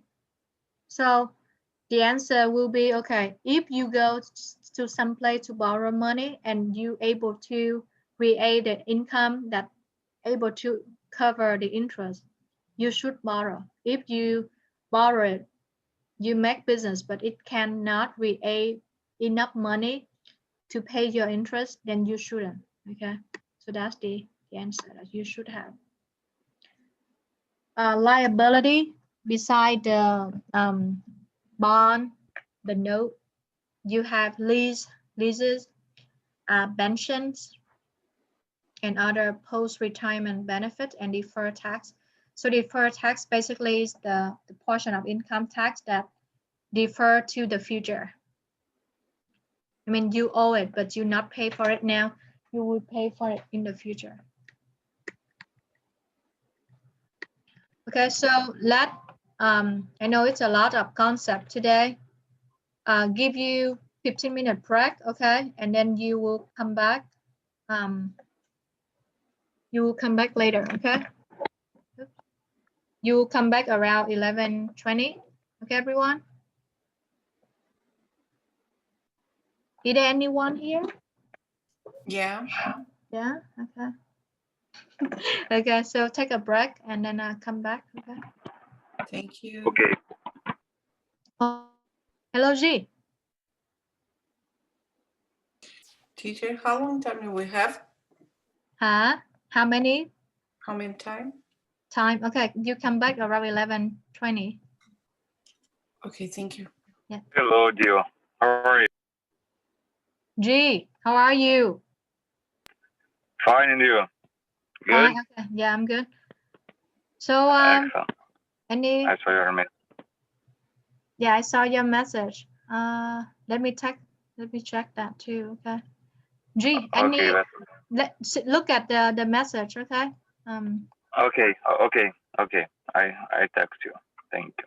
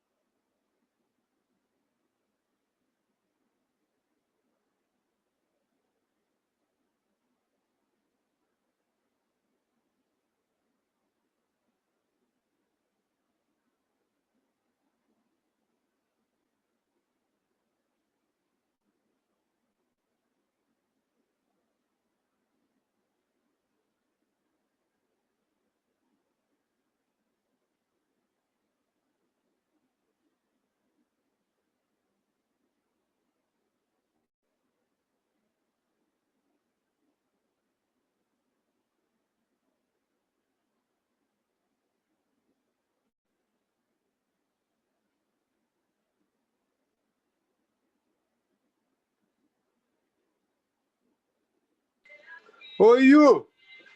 Manda eu lá na sala, Yu. Acho que ela não pôs ninguém, Rodrigo. Ô, cara, eu pensei que não tinha ninguém nessa porra aqui, não. Beleza, então. Rodrigo, tap Rodrigo. Okay, teacher. No, it's okay. Okay, teacher. What's What's up? happened? What's happened? Happened? It's Okay, okay, teacher. Sydney. Everything okay, Sydney? Yes, everything okay. How are you? I'm good. How are you? I'm good too. We are talking because today you didn't open the break room for us. Oh, no, not yet. Not yet. Because it's just a short break. We come back and continue. And then I will create the breakout room for you at 12. Okay, thank you. Okay.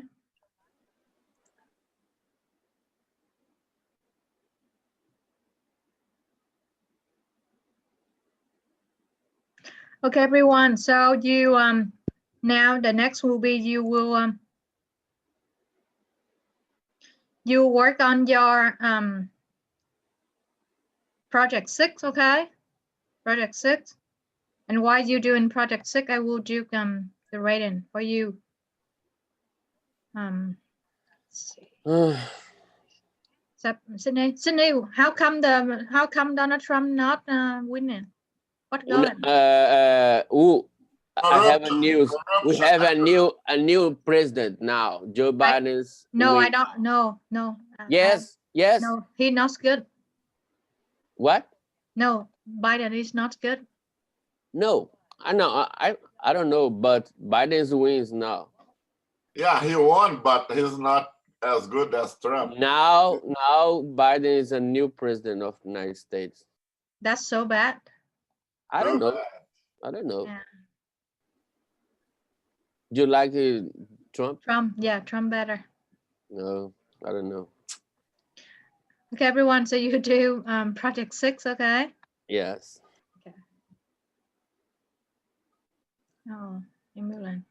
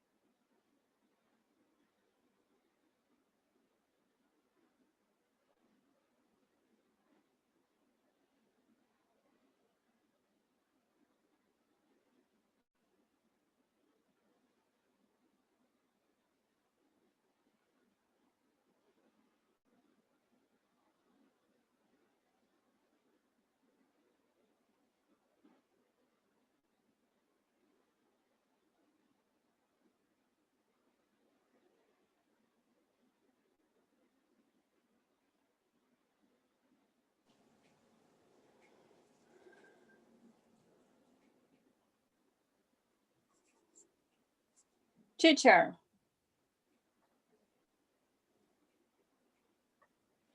Yeah, Mariana. I am back. How about the net bond liability that we talked? The what liability? Okay. Yeah, the net bond Okay. liability. Yeah, I didn't open right now. Okay, fine. So we should do the 6, right? Yeah, yeah, everyone do 6. Okay. I'm rating the capstone one. Yeah, okay. Okay. Hold on. Biden wins, did you see? Huh? Biden just wins the election. We have a new president. Oh, really? It's already Yeah. official? Yes, he won Pennsylvania. Oh my goodness. So bad. So bad? Yeah. So great. No, so bad. It's very bad. You are crazy. No, I'm not crazy. Okay, so which one? Rec B, right? Yes, rugby. And they asked. Okay, net bond liability of December 31st, 2022, Yes. right? Yep. So you take, so bond payable 80,000. Uh-huh. 80 million. you Discount, yeah, 8 million, sorry, 8 million. Okay.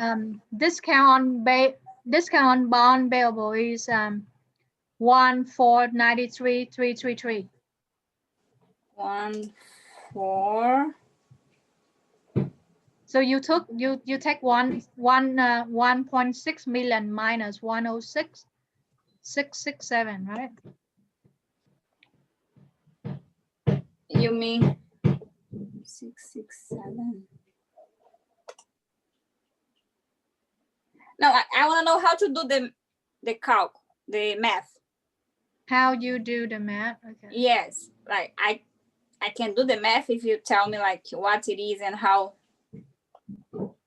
I remember I take a snapshot of this one to you already, right? Hold on, let me. No, you send me the A2, not the B. Let me just take a snapshot.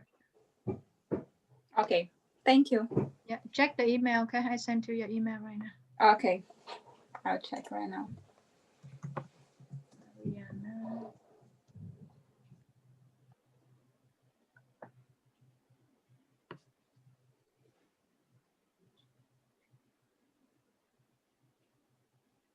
Yeah, thank you.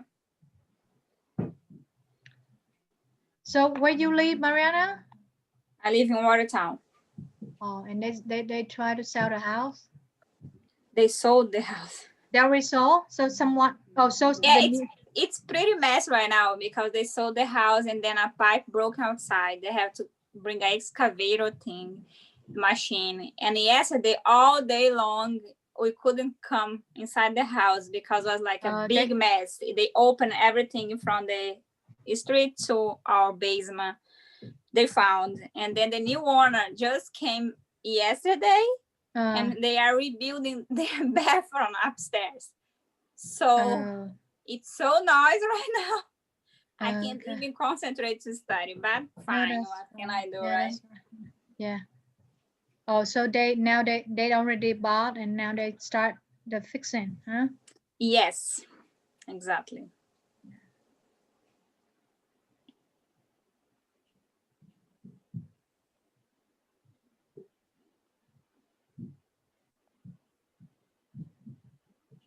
So capstone 1, 7 up, you still haven't submitted.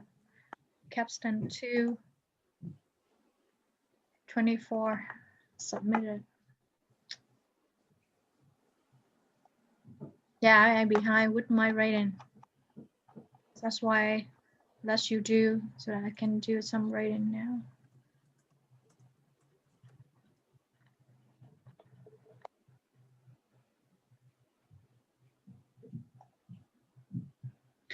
Mariana, I guess the chapter 8, I will go through the theory tomorrow before I correct project 6. Okay. But thank you. I totally. I thought that we went through. No, it didn't. We didn't. And also, I need to go through the quiz. today to see how is it.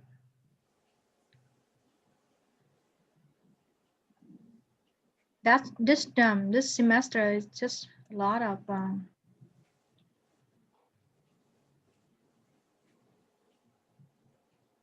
but hopefully, I mean, at least we have how many project lab? So we have one project lab, Yeah, like we're and gonna do the when we next have one more project. capstone, huh?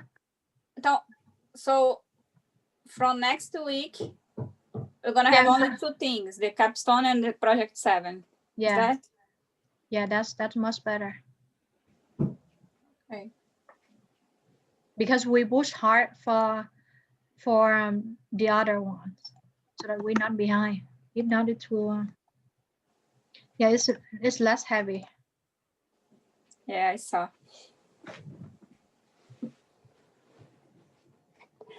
Where's Son today? I don't hear from Yeah, I you. don't see Adson. I don't No, see as anyone. on Sydney, just speak up. Sydney. I don't see Leonardo. Oh yeah, that's true. Adson. Edson said his microphone was not working. Oh, that's why. He use computer or phone? Computer. I think it's computer. Oliver, do you mind doing me a favor? Can you ask Fernando if he doing okay? Fernando? Yeah, okay, I will. Yeah, thank you.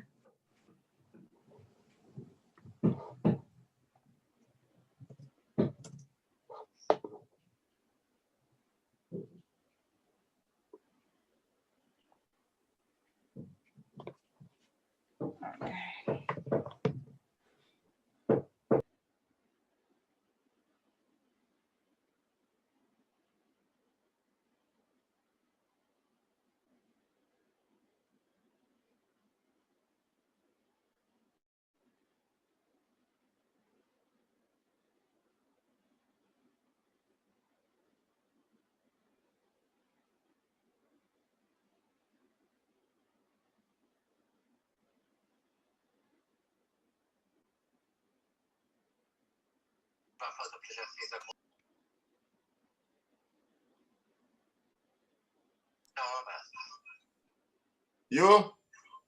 Yes, that's Oliver. Yeah, I just called him. He said he's okay. He's doing well. Okay, thank you, Oliver. Okay. Yeah, so yeah, thank you, Fernando. So I will create the breakout room for you. Okay, everyone take the break and come back at 1 p.m. Okay, thank you. Let me create the room anyway. The room. Asan.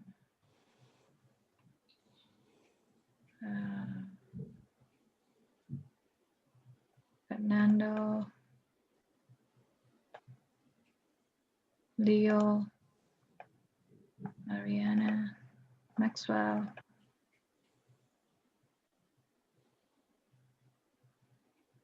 Rodrigo. Tatiani even. Oh, Tatiani here. Oliva.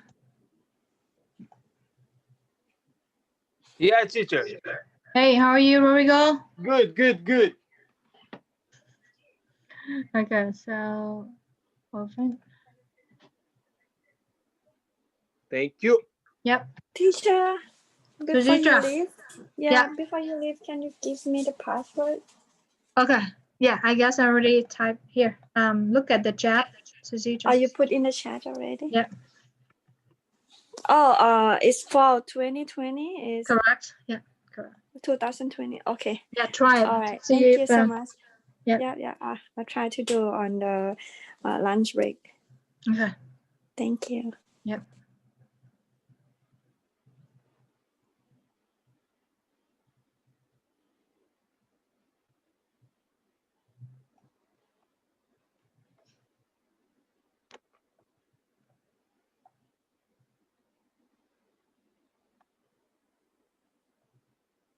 Rồi đi ăn. Mình tí. Để cái chấm mình đi bàn sẽ là.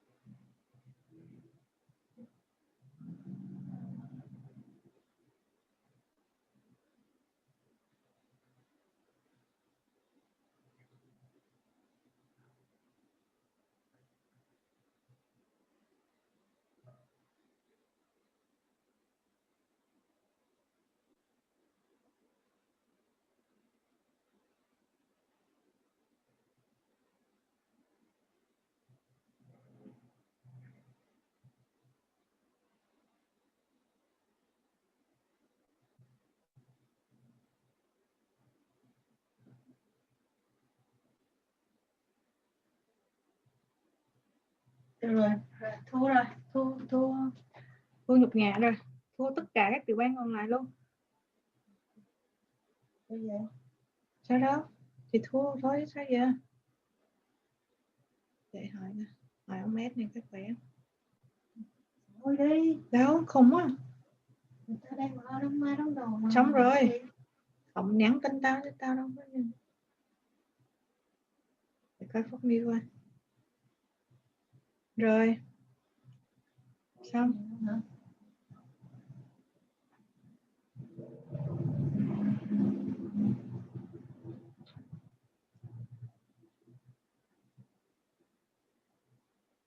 Hai tấm tư là gì? Biden nè. 2/4 luôn. Cộng hết luôn mà. Tất cả các bang ngoài đều thắng.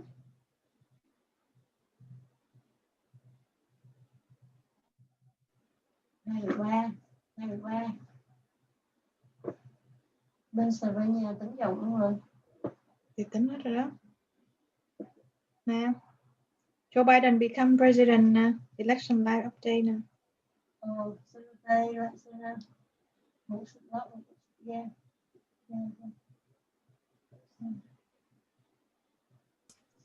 Teacher? What the hell? How gì? Xin nay với lại how của hello. Hi, sorry you. No problem. I'm trying to figure out what is wrong with my project 4, because when I check my work, it said me that my first one is incomplete. Okay, can you share the screen? Just share the screen. Yeah, sure, please. Yeah, you share the screen. You share the screen with me. Right now. I tried to see the... Can you see? Not yet. You say it's project 4, right? No, I don't see Yes. that. Click share screen.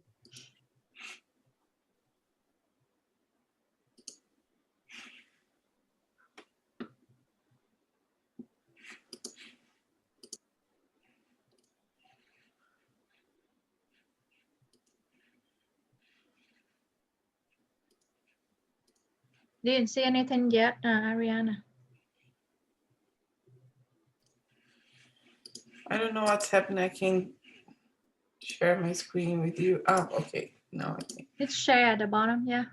Yes. I'm trying to put the title here because I think it's the only thing that I didn't.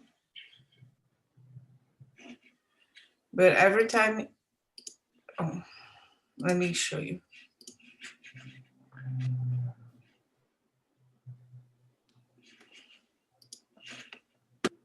Number 1 incomplete, right? Click Yeah, on it's number all the 1. time. Click on number 1. Scroll up.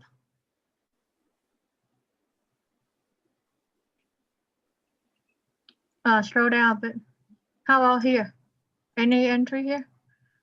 Hold on, let me take a look at my my screen. I did it 3 times and I don't know what's happening. So sale. I tried, I give up. I tried again, I give up again. Hold on.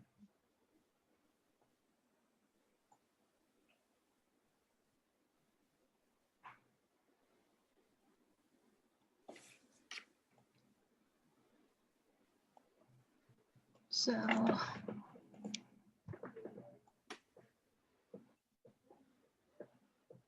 net sale, cost of goods sold, gross profit,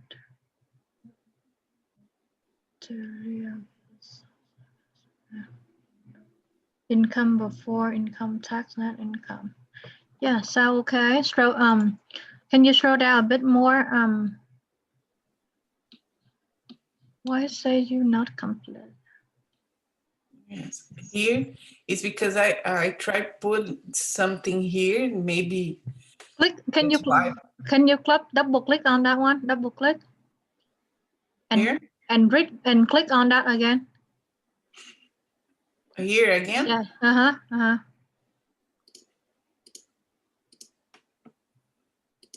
don't know. I can't. Check your work, yeah.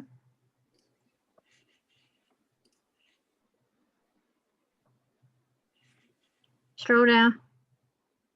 No. And yeah, close it. Close it. Close the tab and then go back. Close macro here. Close connect and then go back again. Go where? I'm sorry. Okay, close the connect. You close connect. Close it. Close all of them and go back.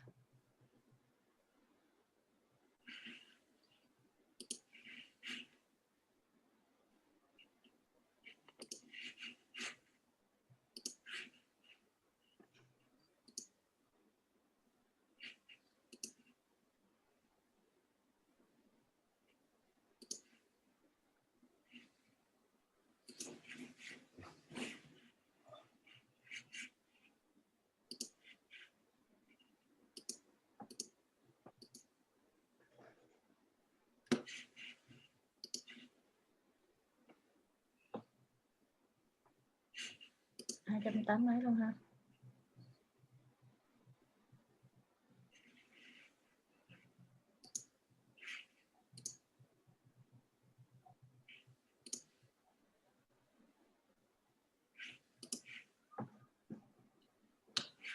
Can you hit submit? It's the same thing is happening. That's okay. Can you hit submit? Yes, I can submit now. Yeah, submit. Hit submit. Okay.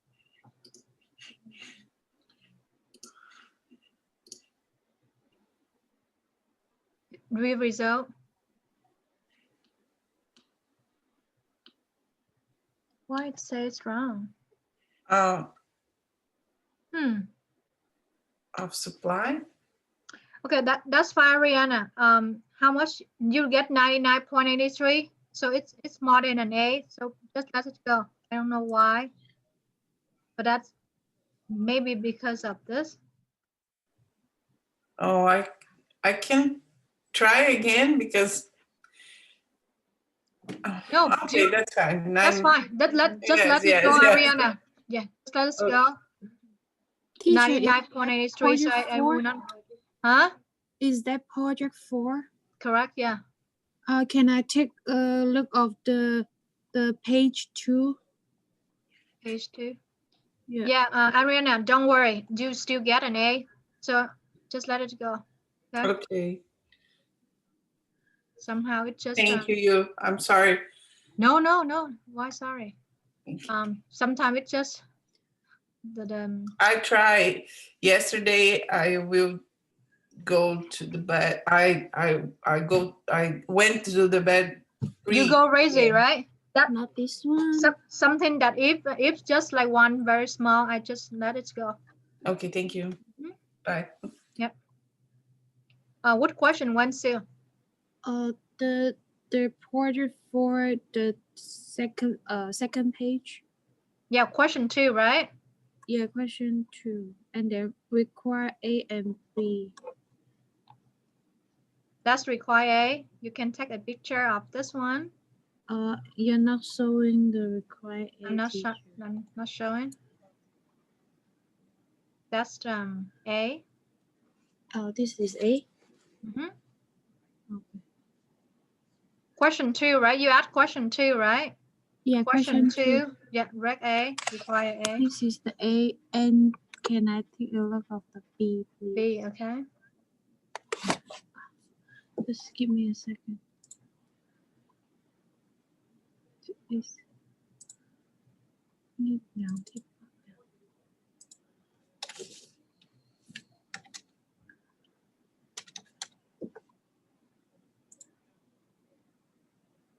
The number is showing is incorrect. The number, yeah, you remember number is different. You remember that? Oh, the number is different with. Yeah, you look at here. My number will be different. What's your, right? Oh, okay. So the concept are the same, but you have to apply differently. How can I?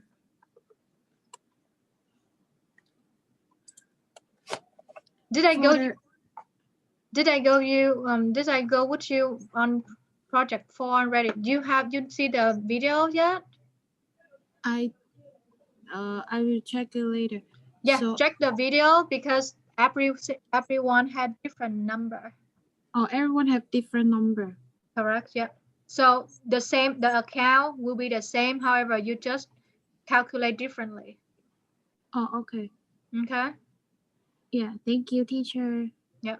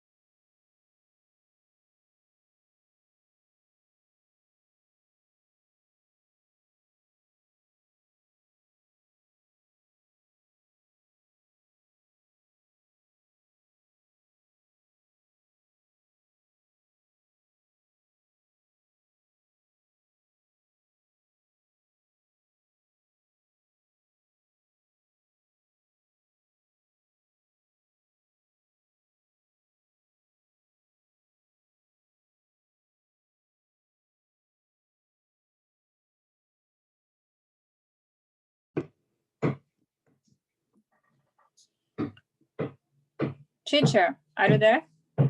Yep. Until 2, we only need to do the exercise, the project 6, You mean when? until finish the class today. Will I correct project 6 tomorrow? Yeah, but like, what should we do until finish the class today? Only project 6, or you're gonna do anything No. else? No, we're not doing anything else. Just project 6.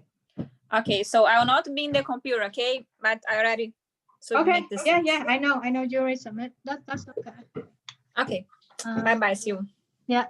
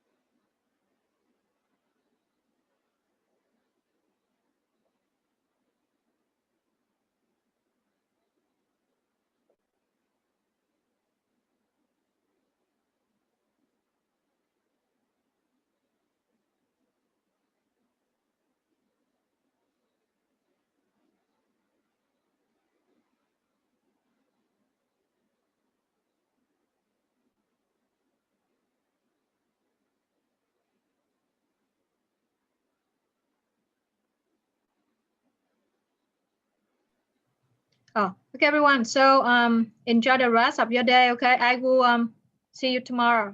So tomorrow I will go through with you chapter 8 theory, and then we will correct. I will correct project 6 with everyone. Okay. Okay. Have a good one. All right. Okay. Thank you. Okay. See you tomorrow. Enjoy the weather today. Everyone. Yeah. Bye. Bye. You too. Bye. Bye. Bye, everyone. Yeah.